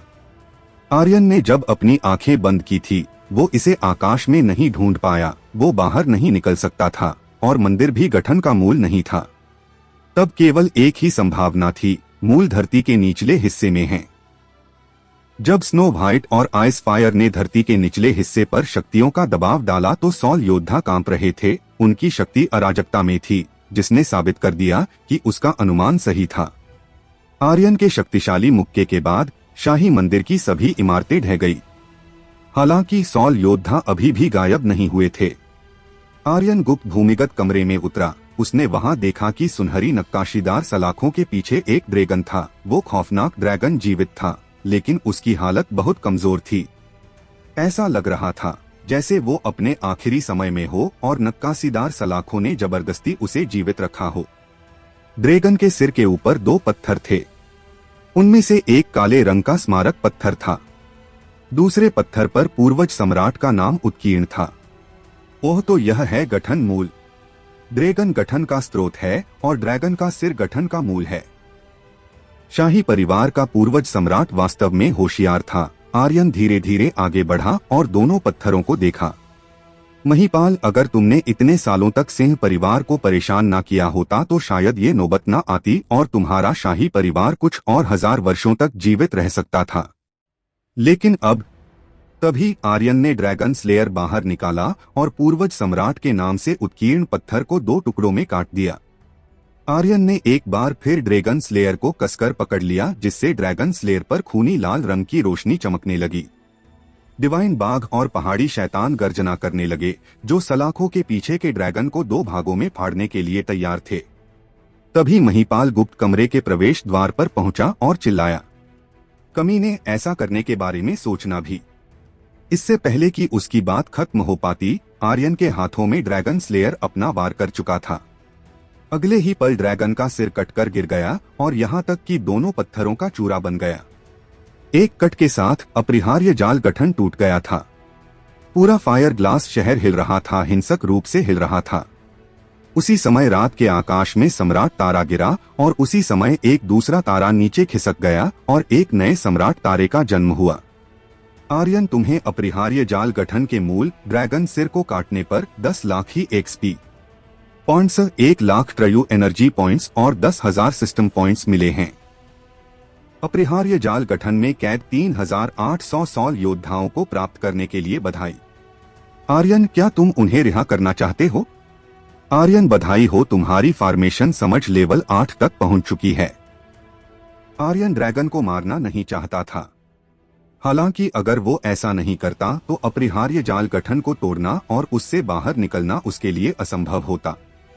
इसके अलावा वो ड्रैगन बहुत कमजोर था और कुछ नहीं कहा जा सकता था कि वो सलाखों से बाहर निकलने के बाद जीवित रह पाता या नहीं, क्योंकि वो नक्कासीदार सलाखों की शक्ति के भरोसे अब तक जीवित था। आर्यन का दिल और ज्यादा तब कस गया जब सिस्टम ने वास्तव में उसे उन 3800 योद्धाओं को रिहा करने के लिए कहा। अपरिहार्य जाल सामरिक गठन में 3800 सॉल योद्धा थे। वो केवल अजय अस्तित्व थे। यहाँ तक कि स्नो व्हाइट और आइस फायर ड्रैगन के हमले भी उनका कुछ नहीं कर सके। इससे अनुमान लगाया जा सकता था कि वो कितने शक्तिशाली थे। हालांकि आर्यन ने सिस्टम को तुरंत कोई जवाब नहीं दिया और पलटकर जाने लगा। मैं तुमसे विनती करता हूँ, हमें जाने दो। हमारी आत्माएं हजारों वर्षों से पीड़ित हैं। मैं आपसे विनती करता हूँ, कृपया हमें जाने दें। हम आपके सिंह परिवार के पूर्वज ड्रैगन स्लेयर गॉड के बारे में गलत थे। हमने पश्चाताप किया है और हम ऐसा फिर कभी नहीं करेंगे। कृपया हमारी आत्माओं को मुक्ति दे दो। यह स्पष्ट था कि ये आत्माएं हजारों वर्षों से तड़पाई गई थीं। उनमें से प्रत्येक के दिलों में शाही परिवार के प्रति आक्रोश और असंतोष जमा था। वो पुनर्जन्म के लिए तरस रहे थे। वो आगे बढ़ने और अपनी आत्माओं को स्वर्गलोक से मिलाने के लिए तरस रहे थे। हालांकि इन सब का आर्यन से कोई लेना देना नहीं था। रिहा करना या ना करना यह वास्तव में एक समस्या थी। अगर वो उनको रिहा नहीं करना चाहता तो सिस्टम भी इसके लिए उस पर कोई दबाव नहीं डालेगा। आर्यन कोई भगत आदमी नहीं था। वो उन 3800 योद्धाओं की अपराजित शक्ति को कैसे हाथों से गांव सकता था। अगर वो उनको रिहा कर देता तो कुछ नहीं कहा जा सकता था कि उनके बदले सिस्टम से उसे कुछ मिलता या नहीं। यह पूरी तरह से एक दाव था। इसके अलावा वो सभी सॉल योद्धा अपरिहार्य जाल सामरिक गठन का स्रोत थे। एक बार गठन सक्रिय हो जाने के बाद उनकी शक्तियां वाकई अद्भुत थी। ईमानदारी से कहें तो आर्यन बिल्कुल भी उन 3800 सॉल योद्धाओं को रिहा नहीं करना चाहता था। यहाँ तक कि उसने उन्हें रिहा करने के बारे में सोचा भी नहीं था। यह सभी एक डिवाइन हथियार से भी ज्यादा खतरनाक थे और किसी को भी आसानी से खत्म कर सकते थे। हालांकि सिस्टम की आवाज से वो एक बार सोचने के लिए मजबूर हो गया था। उसने एक गहरी सांस ली, लेकिन फिर भी कोई जवाब नहीं दिया। उसी समय बाहर से आती खतरनाक शक्तियों ने उसका ध्यान तोड़ दिया। आसमान में तेज गड़गड़ाहटों के साथ महिपाल के चिल्लाने की आवाज गूंजी, आर्यन कमीने बाहर आ, मैं तुम्हें जान से मार दूंगा। वो ऊपर आसमान में उड़ रहा था। भाड़ में जाओ। आर्यन का दिल कांप उठा और उसने कहा, मैं तुम्हारे बारे में लगभग भूल ही गया था। Ice fire. इसके तुरंत बाद आइस फायर ड्रैगन ने एक तेज गर्जना की और अपने पंखों को फैलाया। आ जाओ मास्टर। आर्यन ने एक छलांग लगाई और उसकी पीठ पर चढ़ गया।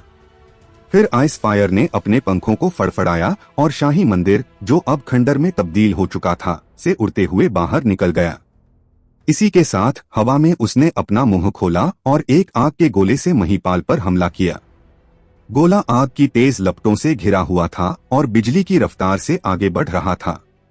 महिपाल अपनी जगह से 1 इंच भी नहीं हिला। उसने अपनी युद्ध सम्राट की शक्तियों को बाहर निकाला और चिल्लाते हुए आइस फायर ड्रैगन के आगे की लपटों से घिरे गोले को रोक दिया। तभी स्नो व्हाइट ने गर्जना की। अचानक आसमान में भ्रामक शक्तियां फैल गई और एक डिवाइन वुल्फ की छाया आकाश से उतरी, जो सीधे महिपाल की ओर उछल पड़ी। स्नो व्हाइट ने ठंडे स्वर में कहा, उसे खत्म कर दो। आसमान से उतरी डिवाइन वुल्फ की छाया से डिवाइन शक्तियां बाहर निकल रही थी। शायद ही महिपाल उसे मार पाता। 2 डिवाइन बीस्ट के हमलों का सामना करते हुए वो तेजी से पीछे हट गया। आह! महिपाल के लंबे बाल बिखरे हुए थे, जो सभी दिशाओं में उड़ रहे थे। उसके कपड़े विस्फोटक आवाज कर रहे थे। वो पीछे हटने पर मजबूर था। उसके दिल में गुस्से चरम सीमा तक पहुंच गया था। इसके तुरंत बाद उसने ड्रैगन स्लेयर को बुलाया, अपनी युद्ध सम्राट की शक्तियों को जारी किया और ठंडे स्वर में कहा, ये बस 2 डिवाइन बीस्ट है, मैं इन्हें भी खत्म कर दूंगा। ड्रैगन स्लेयर उसकी युद्ध सम्राट की शक्तियों से जुड़ गया। उस पल में ड्रैगन स्लेयर की आभा बदल गई और उससे खतरनाक शक्तियां बाहर निकलने लगी। मार दो! वो चिल्लाया और ड्रैगन स्लेयर से एक हमला किया। हमले के एक कट के साथ आसमान से उतरी डिवाइन वुल्फ की छाया का सिर कटकर अलग हो गया और वो छाया तुरंत गायब हो गई। ये अतुलनीय रूप से शक्तिशाली हमला था। ड्रैगन ब्लेड से अभी भी एक क्रूर आभा निकल रही थी।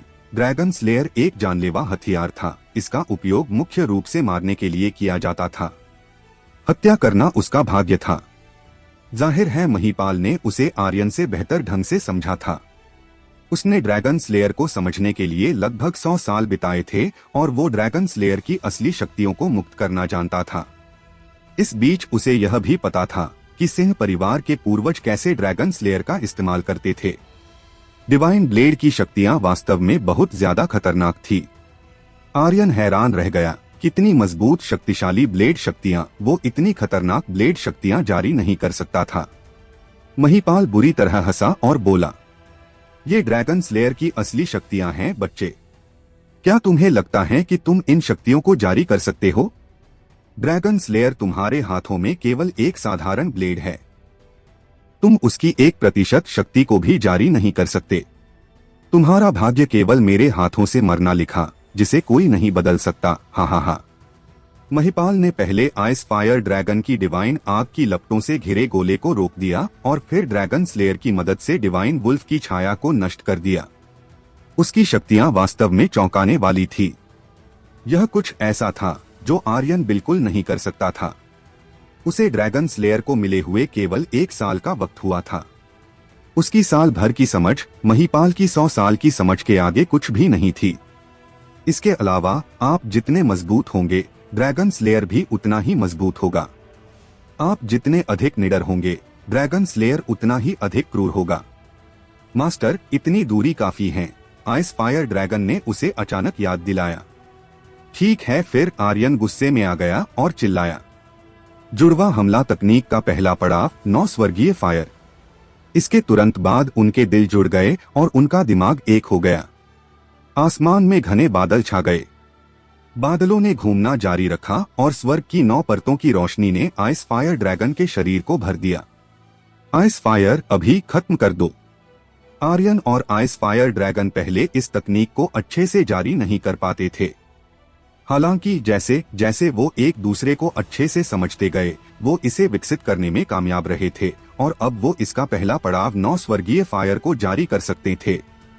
नौ स्वर्गीय फायर बाहरी दुनिया से आई एक खतरनाक शक्ति की तरह थी, जो आइस फायर ड्रैगन के मुंह से एक रोशनी के रूप में निकली और तेजी से सीधे महिपाल की ओर बढ़ गई। महिपाल की आंखें भयावह हो गई। उसने तुरंत ड्रैगन स्लेयर से अपनी हथेली पर एक कट मारा और जो भी खून बहा उसे ड्रैगन स्लेयर ने अवशोषित कर लिया। उसी समय ड्रैगन स्लेयर एक खूनी लाल की रोशनी से टिमटिमाने लगा, जो बेहद खतरनाक महसूस हो रही थी। नौ स्वर्गीय फायर की शक्ति का सामना करते हुए वो मुस्कुराया और उत्साह से हंसा। ड्रैगन स्लेयर, सिंह परिवार के कचरे वंशज को अपनी ताकत दिखाओ। हाँ हाँ हाँ। नौ स्वर्गीय फायर की रोशनी बिजली की रफ्तार से आई और ड्रैगन स्लेयर से निकली खूनी रोशनी से टकरा गई। ड्रैगन स्लेयर से निकलती खूनी रोशनी और खतरनाक होती गई और नौ स्वर्गीय फायर रोशनी को आगे बढ़ने से रोकती रही। हालांकि उसे रोक दिया गया था, फिर भी महिपाल का शरीर हिंसक रूप से कांप रहा था। उसका पूरा शरीर इतनी शक्तियों को सह नहीं पा रहा था और एक पल बाद उसका शरीर बीच हवा से जमीन पर गिर गया। वो बहुत बुरी हालत में था। हालांकि आर्यन का दिल बैठ गया। वो कैसे नौ स्वर्गीय फायर से बच सकता है? क्या उसकी खूनी शक्तियां इतनी खतरनाक है जो उन्होंने नौ स्वर्गीय फायर को भी रोक दिया? आर्यन बहुत हैरान था। महिपाल कितना शक्तिशाली था, वो इस बात से हैरान नहीं था, बल्कि वो ड्रैगन स्लेयर के आधे हिस्से के कारण हैरान था। वास्तव में युद्ध सम्राट के नीचे के सभी अस्तित्वों को तुरंत मारने की शक्ति नौ स्वर्गीय फायर से बचना, यह वास्तव में बहुत शक्तिशाली था। धीरे धीरे बादल छटने लगे। नौ स्वर्गीय फायर की रोशनी धीरे धीरे कमजोर पड़ती गई। महिपाल ने अपने मुंह से खून थूका और धीरे धीरे खड़ा हो गया। फिर वो बुरी तरह से हंसने लगा। हाँ हाँ, तुम मुझे मार नहीं सकते, है ना? हाँ हाँ हाँ बच्चे, तुम बहुत कमजोर हो। ये तुम्हारा सबसे मजबूत हुक्म का इक्का था, है ना? हाँ हाँ हाँ। लेकिन अफसोस, तुम्हारे उस हुक्म के इक्के को मेरे ड्रैगन स्लेयर ने तोड़कर रख दिया। तुम्हें हार मान लेनी चाहिए और ड्रैगन स्लेयर का दूसरा आधा हिस्सा मुझे थमा देना चाहिए। हाँ हाँ हाँ। महिपाल पागलों की तरह हंस रहा था।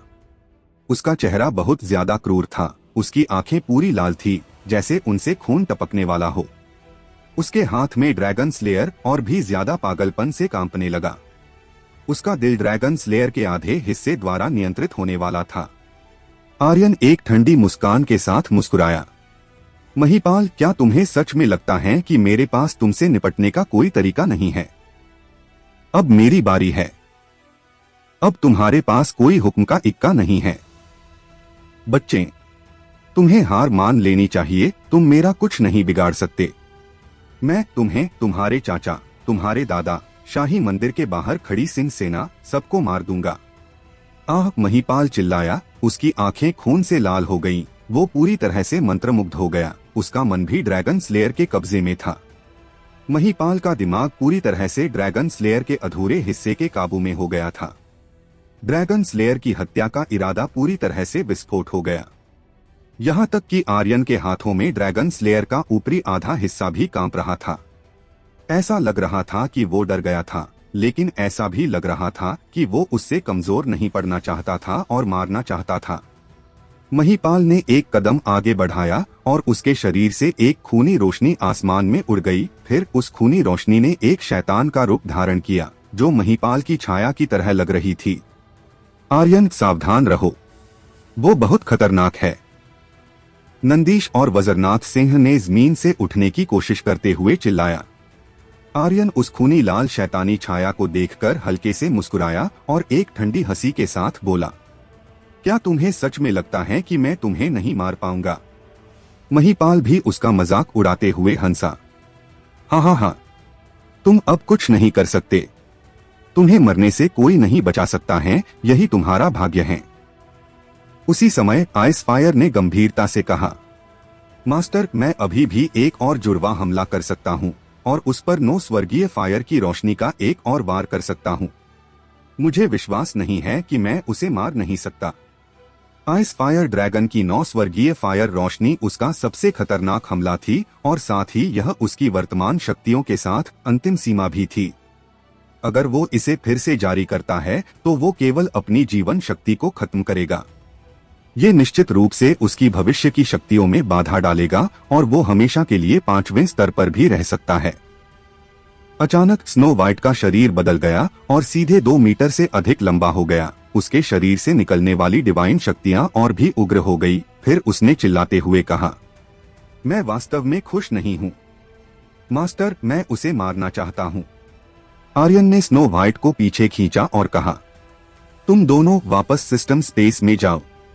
स्नो वाइट ने कभी भी अपने अंतिम चाल हमले का इस्तेमाल नहीं किया था, लेकिन अब वो इसे करना चाहता था। हालांकि इस अंतिम चाल हमले की वजह से उसकी प्रोफाउंड शक्ति को नुकसान हो सकता था। प्रोफाउंड शक्ति वजरनाथ सिंह के ड्रैगन ब्लड जैसी थी, जिसकी मदद से कुछ समय के लिए अगले स्तर की शक्तियों का जबरन इस्तेमाल किया जा सकता था।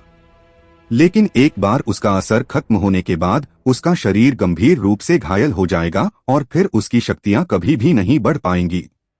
आर्यन उसे इस तरह नहीं देखना चाहता था। इसके अलावा वो सिर्फ एक बच्चा था।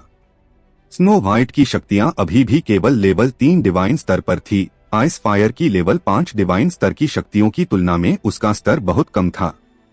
अगर वो अपनी पूरी शक्तियों का इस्तेमाल भी करता है तो भी वो महिपाल जैसे एक लेवल 6 युद्ध सम्राट को नहीं मार सकता था, बल्कि खुद उसके हाथों मारा जाता। उसका भविष्य असीमित था और इस समय उसे बर्बाद नहीं किया जाना चाहिए था।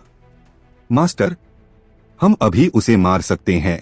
दोनों डिवाइन बीस्ट महिपाल से नाखुश थे।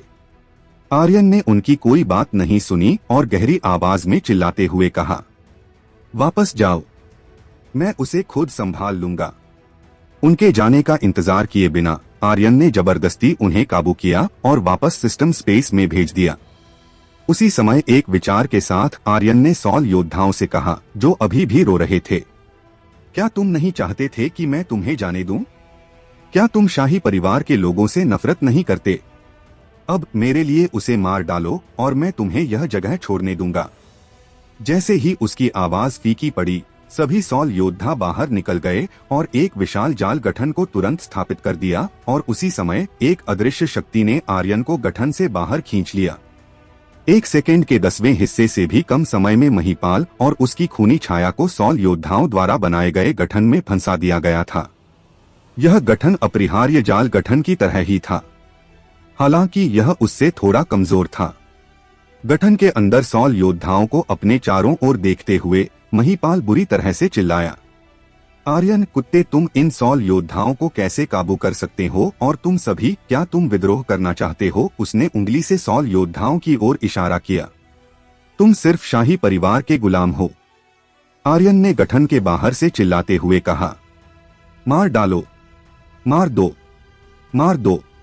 3800 सॉल योद्धा एक साथ चिल्लाने लगे और महिपाल को पागलपन से कुचलना शुरू कर दिया। महिपाल बिल्कुल भी अपना बचाव नहीं कर पा रहा था। उसके ड्रैगन स्लेयर ने भी इस समय अपना प्रभाव खो दिया और खूनी शैतान छाया भी धीरे धीरे कमजोर पड़ गई।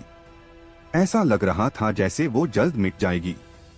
चूंकि ये सॉल योद्धा पूरी तरह से आत्मिक शरीर थे, तो उन्हें बिल्कुल भी मारा नहीं जा सकता था।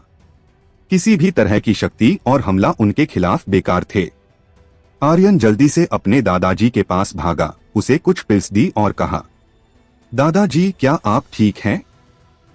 वजरनाथ सिंह धीरे से खड़ा हुआ और महिपाल को गठन में फंसा देखकर आर्यन से बोला, आर्यन, क्या तुम उन सॉल योद्धाओं को काबू कर सकते हो? नंदीश ने भी इसी उलझन में पूछा। ये सभी लोग शाही परिवार के पूर्व शाही रक्षक हैं, वो केवल शाही परिवार के आदेशों को सुनते हैं, फिर तुम कैसे?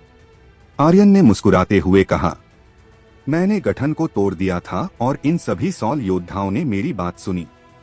हाँ हाँ हाँ, वजरनाथ सिंह तुरंत जोर से हंसा। फिर उसने महिपाल की ओर देखा, जो इधर उधर सॉल योद्धाओं से बचने की कोशिश करते हुए भाग रहा था, और कहा, महिपाल कुत्ते, अब तुम्हारा घमंड कहाँ चला गया? क्या तुम सच में अपने पूर्वजों द्वारा बनाई गई रचना में मरने का लुत्फ उठाना चाहते थे? हाँ हाँ हाँ, नंदीश भी जोर से हंसे और कहा, महिपाल, क्या तुम अब अच्छा महसूस कर रहे हो?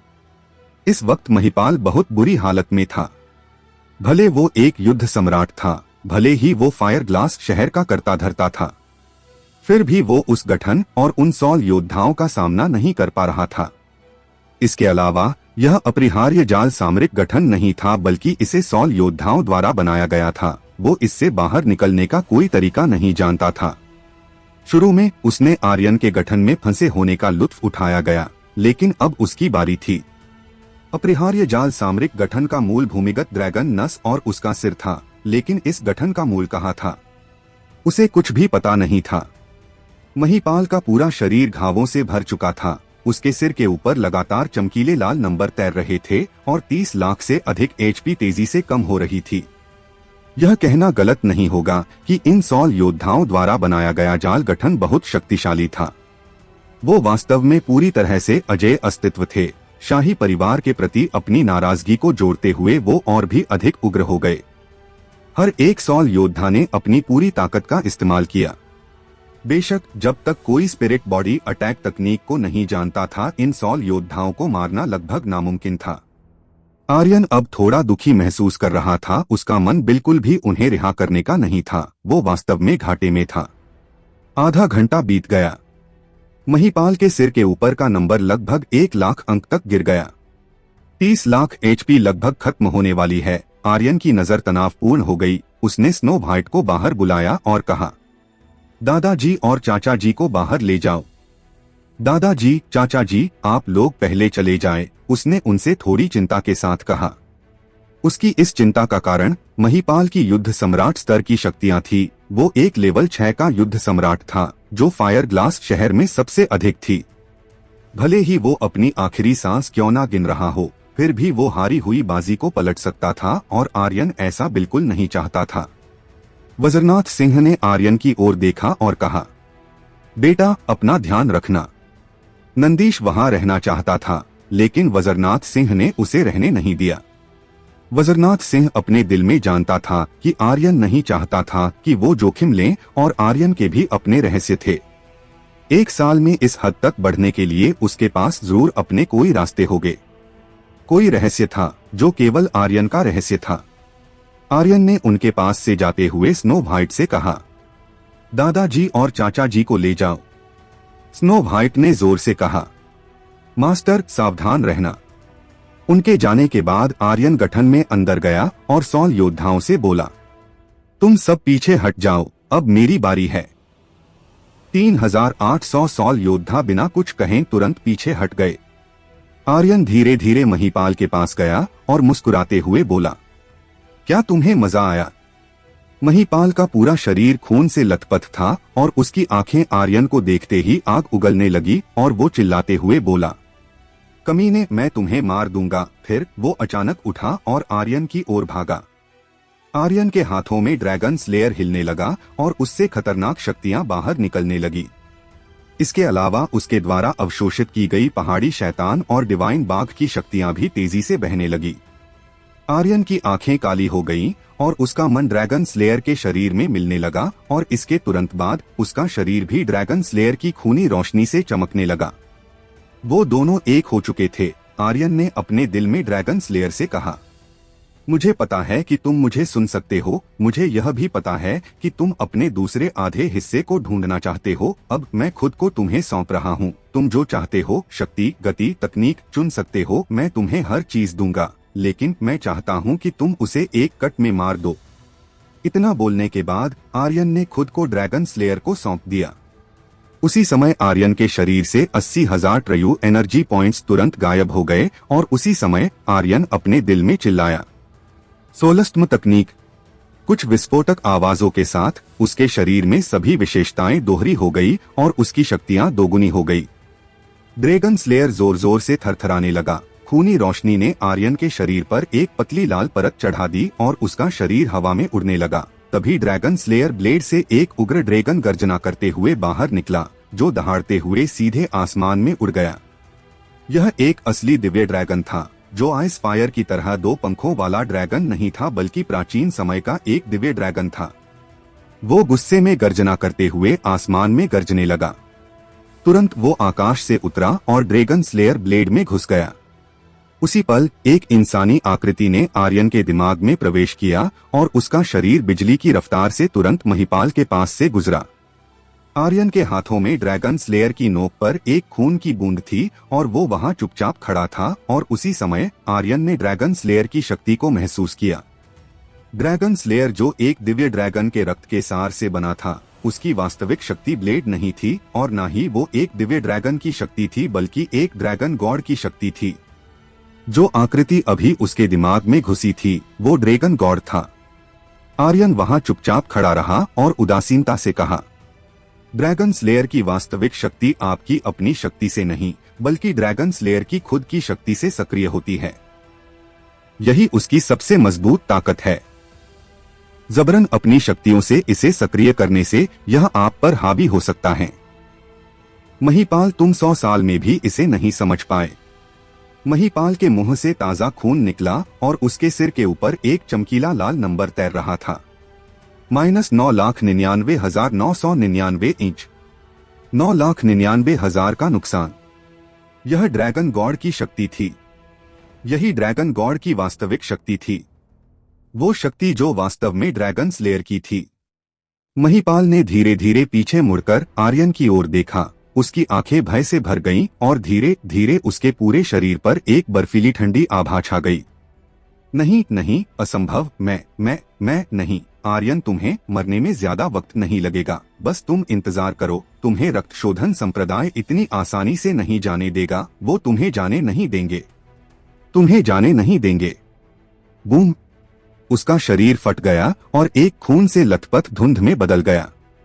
वो खूनी धुंध चारों ओर फैल गई, जिसने पूरे शाही मंदिर, जो खंडर बन चुका था, को ढक लिया।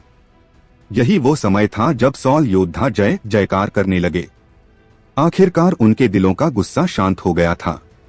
एक एक करके वो आर्यन के पास आए और घुटनों के बल बैठ गए और झुककर कहा, धन्यवाद, धन्यवाद, धन्यवाद। मैं आपको दिल की गहराई से धन्यवाद देता हूं। हम मुक्त हैं। उसी समय आर्यन ने अपनी आंखें बंद की और चुपचाप सिस्टम की आवाज सुनी। आर्यन, तुम्हें एक लेवल 6 के युद्ध सम्राट को मारने पर एक ही XP पॉइंट, एक ट्रयू एनर्जी पॉइंट और एक स्ट्राइकिंग मूल्य मिला है। आर्यन, बधाई हो, तुम्हें ड्रैगन स्लेयर का दूसरा आधा हिस्सा मिला है। आर्यन, तुम्हें एक प्राचीन रुद्र मिला है। क्या तुम इसे रिफाइन करना चाहते हो? आर्यन, तुम्हारी शक्तियां युद्धराज लेवल 1 से बढ़कर लेवल 2 युद्धराज स्तर पर पहुंच चुकी है। आर्यन, तुम्हें ड्रैगन स्लेयर को खोजने पर 1,00,000 ही XP पॉइंट्स, 1,000 ट्रयू एनर्जी पॉइंट्स और 1,000 सिस्टम पॉइंट्स मिले हैं। सिस्टम की आवाजें लगातार गूंजती रही। मैं वापस आ गया हूं, मैं आखिरकार वापस आ गया हूं। मुझे मेरा आधा हिस्सा मिल गया। आर्यन, जो ड्रैगन स्लेयर के वश में था, ने स्पेस रिंग में अपने दूसरे हिस्से को खुशी से देखा।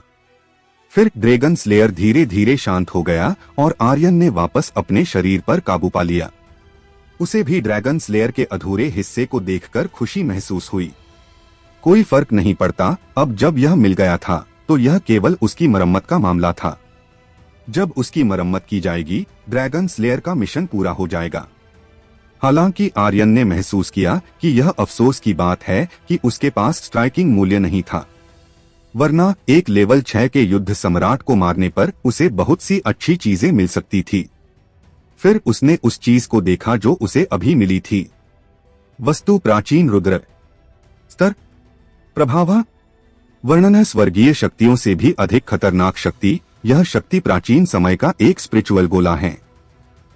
विवरण, 2 शाही परिवार के पूर्वज सम्राट ने इसे एक गुप्त क्षेत्र से प्राप्त किया था। शाही परिवार 10,000 वर्षों बाद भी इसे रिफाइन नहीं कर सका। आर्यन थोड़ी उलझन में था। उसने इसे फिर से ध्यान से देखा और कहा, स्तर और प्रभाव दोनों प्रश्न चिन्ह हैं। आखिर ये क्या चीज है जिसके बारे में सिस्टम को भी नहीं पता? अगर मैं इसे रिफाइन कर लेता हूं तो क्या होगा? अगर ये कोई जहरीली गैस का गोला हुआ तो क्या होगा? अब चाहे यह कुछ भी हो, मैं किसी से नहीं डरता। लेकिन अगर मैं मर गया तो क्या होगा? मुझे अभी भी वापस अपनी दुनिया में जाना है। आर्यन का दिल कुछ और कह रहा था और दिमाग कुछ और। हालांकि फिर भी उसने अपने दिल पर पत्थर रखते हुए कहा, रिफाइन करो। इस दुनिया में उसका सिर्फ एकमात्र मकसद था, सर्व सम्राट बनना और वापस अपनी दुनिया में जाना। अगर वो इसी तरह डरता रहा तो वो कभी भी एक सर्व सम्राट नहीं बन पाएगा और न कभी अपनी दुनिया में वापस जा पाएगा। प्राचीन रुद्र को पूरी तरह से रिफाइन किया जा चुका है। क्या? यहाँ तक कि शाही परिवार भी इसे दसियों हजार वर्षों तक रिफाइन नहीं कर सका, लेकिन मैं 1 सेकंड से भी कम समय में सफल हो गया।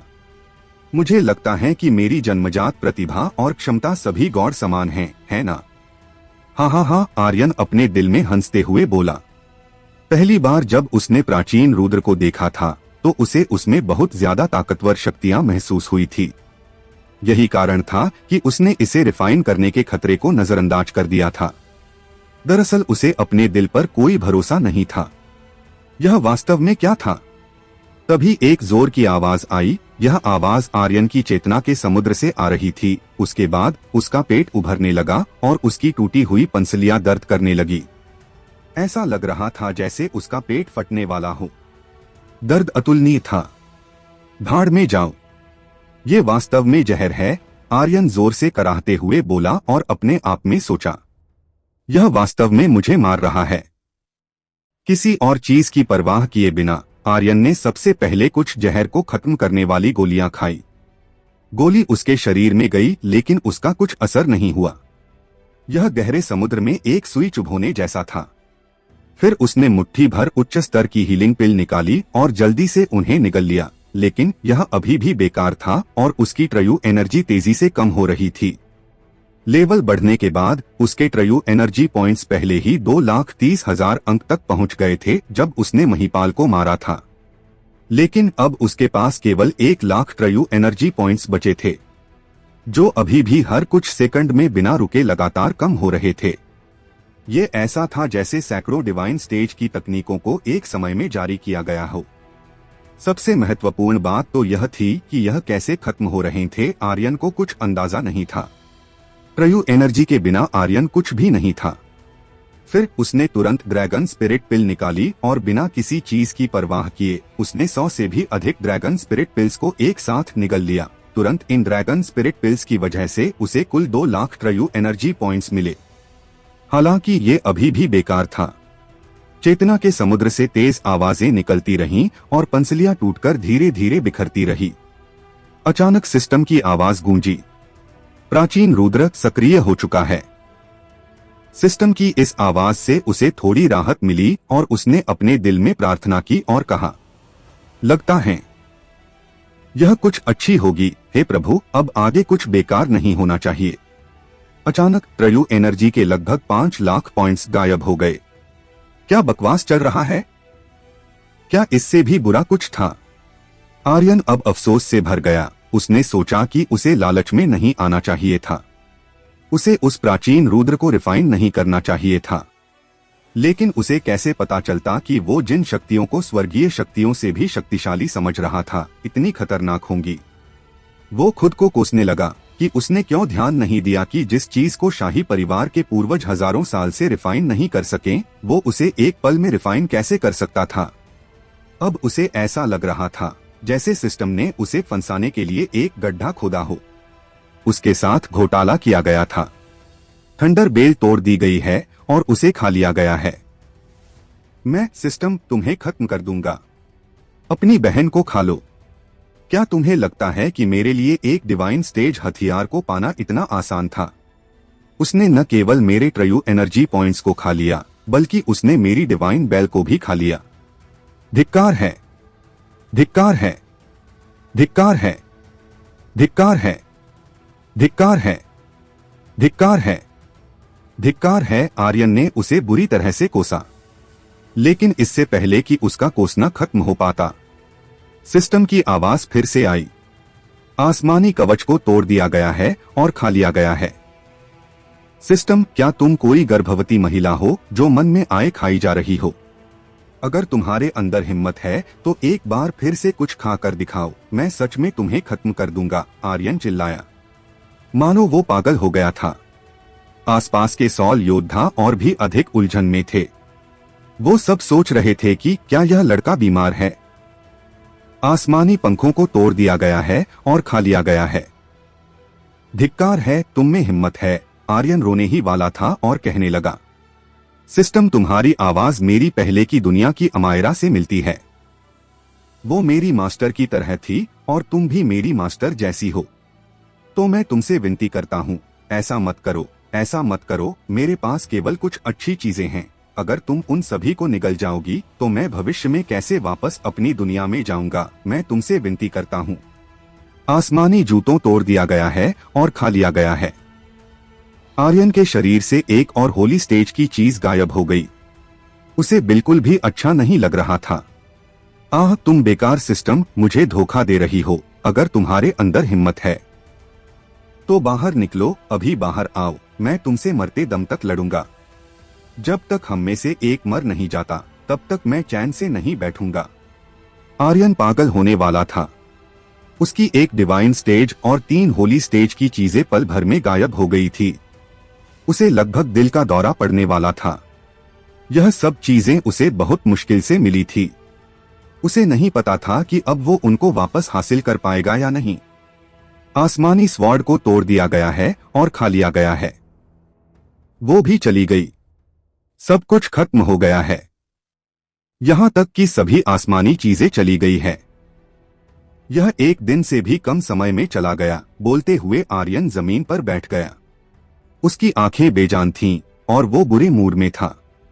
वो बड़बड़ाया, सिस्टम, मैं तुम्हें, तुम्हारी माँ, बाप, दादा, सबको खत्म कर दूंगा। सिस्टम, तुम्हें कीड़े पड़ेंगे, तुम बहुत बुरी मौत मरोगे। वो केवल उसे कोस सकता था।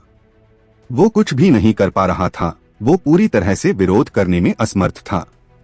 वो यह सब रोकना चाहता था, लेकिन उसे नहीं पता था कि उसे कैसे रोकना है। येलो स्प्रिंग डिवाइन स्वॉर्ड तोड़ दी गई है और उसे खा लिया गया है। क्या तुम मेरे लिए कम से कम एक स्वॉर्ड छोड़ सकती हो? मैंने अभी तक इस स्वॉर्ड का इस्तेमाल भी नहीं किया है। धिक्कार है तुम पर। आर्यन शक्तिहीन था, एक ऐसी लड़की की तरह जिसका अनगिनत बार बलात्कार किया गया था। इसके अलावा उसी समय ड्रैगन स्लेयर भी कांप उठा। उसे डर लग रहा था। वो सच में डर गया था। इससे पहले आर्यन ने ड्रैगन स्लेयर से इतना डर कभी महसूस नहीं किया था। वो एक डिवाइन ब्लेड था। वो ड्रैगन गॉड को भी मार सकता था और यहाँ तक कि खुद ड्रैगन गॉड की शक्ति भी उसके भीतर सील थी। अभी वो वास्तव में डर गया था और डर से कांप रहा था। आर्यन को कुछ समझ नहीं आ रहा था कि क्या हो रहा है। आखिर वो प्राचीन रुद्र किया था। अचानक आर्यन का दिमाग तनावपूर्ण हो गया। उसके दोनों हाथ ड्रैगन स्लेयर पर कस गए और उसने गर्जना करते हुए कहा, मुझे परवाह नहीं है कि तुम कौन हो। मुझे इससे ज्यादा फर्क नहीं पड़ता कि तुम मेरी थंडरबेल, आसमानी पंख, स्वॉर्ड, जूते, कवच को निगल जाओ। लेकिन अगर तुम मेरे ड्रैगन स्लेयर को निगलने की हिम्मत करोगे तो मैं सच में तुमसे मरते दम तक लड़ूंगा। ड्रैगन स्लेयर अभी भी कांप रहा था और खतरा अभी भी था। आर्यन लगभग पागल होने वाला था। तुम भाड़ में जाओ, उसने अपने दांत कस लिए और कहा, मैं तुम्हें खत्म कर दूंगा। मेरे ड्रैगन स्लेयर को छूना मत। अचानक आर्यन ने ड्रैगन स्लेयर को सीधे अपनी गर्दन की मुख्य नस पर रखा और कहा, अगर तुमने इसे भी खाया तो मैं तुम्हें जान से मार दूंगा। अगर तुम्हें विश्वास नहीं है तो इसे देखो। मैं खुद की गर्दन काट दूंगा, फिर तुम भी मेरे साथ मर जाओगे। अगर तुम्हारे अंदर हिम्मत है तो इसे आजमा कर देखो। वो किसी भी चीज का चले जाना बर्दाश्त कर सकता था, लेकिन ड्रैगन स्लेयर बिल्कुल भी नहीं। यह सिंह परिवार के पूर्वजों द्वारा छोड़ा गया खजाना था। सिंह परिवार का विश्वास था। अगर उसे खा लिया जाता तो आर्यन सिंह परिवार का एक वंशज नहीं कहलाता। पता नहीं यह आर्यन की धमकी का असर था या फिर कोई और वजह थी, लेकिन ड्रैगन स्लेयर ने कांपना बंद कर दिया था और उसने अपनी शक्ति वापस हासिल कर ली थी। इसके बाद थंडर ड्रैगन रॉड कांपने लगा। यह भी नहीं चलेगा। आर्यन ने ड्रैगन स्लेयर को अपनी गर्दन पर और भी जोर से दबाया और कहा, इसे भी बिल्कुल मत छूना। तुम इसे भी नहीं खा सकते। Thunder dragon rod thunder dragon मंदिर के गुप्त रहस्यमयी क्षेत्र से संबंधित था। थंडर ड्रैगन मंदिर का खजाने का नक्शा पहले से ही तैयार किया जा चुका था।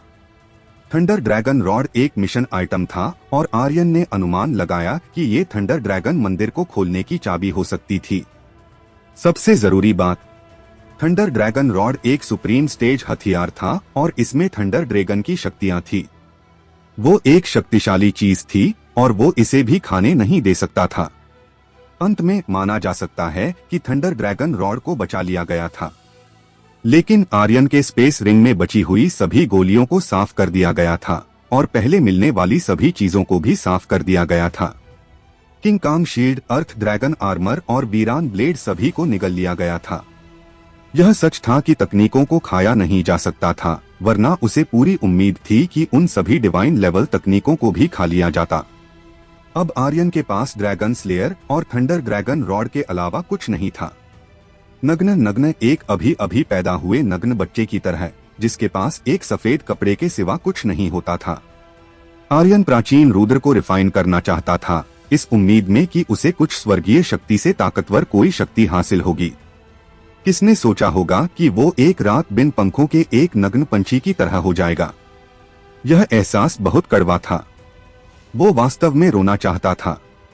यह ऐसा था जैसे कि एक महिला के साथ कई बार बलात्कार किया गया हो और फिर उसे पैसे भी ना दिए गए हो। इसके बजाय उसी के पैसे छीन लिए गए हो। क्या इससे ज्यादा कुछ बुरा एहसास हो सकता था कि उसकी सारी चीजें निगल ली गई थीं। उसकी स्पेस रिंग में कोई चीज नहीं बची थी और अब उसकी पंसलियों में भी दर्द होना बंद हो गया था। उसके पेट की उथल पुथल भी खत्म हो गई थी। अचानक एक आवाज आई, हम बुरे नहीं हैं। इससे पहले कि आर्यन कुछ बोल पाता, एक और गहरी आवाज गूंजी, हम दोनों डिवाइन बीस्ट बुरे नहीं है, वो दोनों काफी स्वाद मालूम पड़ते हैं, लेकिन उनका लेवल बहुत कम है। चलो कोई ना, मैं उनमें से एक का तंदूरी भेड़िया बनाऊंगा और दूसरे को नाश्ते में खाऊंगा। कम से कम कुछ भूख तो मिटेगी। स्नो व्हाइट और आइस फायर दोनों ने गर्जना की और वो दोनों तुरंत युद्ध की स्थिति में आ गए। वो अतुलनीय रूप से गंभीर थे, उस समय की तुलना में भी अधिक गंभीर जब वो महिपाल के खिलाफ लड़ रहे थे। तुम दोनों किस लिए चिल्ला रहे हो? क्या तुम लोगों को सच में लगता है कि चिल्लाने की वजह से मैं तुम दोनों छोटे जानवरों को नहीं खाऊंगा? गहरी आवाज फिर से सुनाई दी। स्नो व्हाइट और आइस फायर तुरंत चुप हो गए। उनका शरीर बुरी तरह से कांपने लगा था। एक इंच हिले बिना वो दोनों सिकुड़ कर बैठ गए। वो एक डिवाइन बीस्ट से ज्यादा मरे हुए कुत्ते की तरह लग रहे थे। आर्यन ने उन्हें देखा और गुस्से में कहा, क्या तुम दोनों के पास अभी भी कोई शर्म बची है? किसी के सिर्फ एक वाक्य ने तुम्हें इस तरह डरा दिया है? क्या तुम वास्तव में डिवाइन बीस्ट कहलाने लायक भी हो? ये एक डिवाइन बीस्ट के लिए शर्म की बात है। स्नो व्हाइट ने कहा, मास्टर, ये एक बूढ़ी आवाज नहीं नहीं नहीं, यह सुरीली बूढ़ी आवाज है जो बहुत मजबूत है, हम उसके सिर के एक बाल को भी नहीं तोड़ पाएंगे। आइस फायर ने भी कड़वाहट से कहा, यह सही है, हम एक ही स्तर पर बिल्कुल नहीं हैं, वो आकाश है और हम जमीन हैं। वो एक ड्रैगन है, हम एक अंडा भी नहीं है। क्या आपको लगता है हम ऐसे किसी के साथ लड़ सकते हैं? वो तो हमारा तंदूरी बनाना चाहता है और हमें खाने के बाद डकार भी नहीं लेगा। आखिर क्या होने वाला है? आर्यन की इस दिलचस्प कहानी का अगला पड़ाव जानने के लिए बने रहें हमारी कहानी स्पिरिट वर्ल्ड के साथ, सिर्फ हमारे चैनल रोज वर्स पर। धन्यवाद।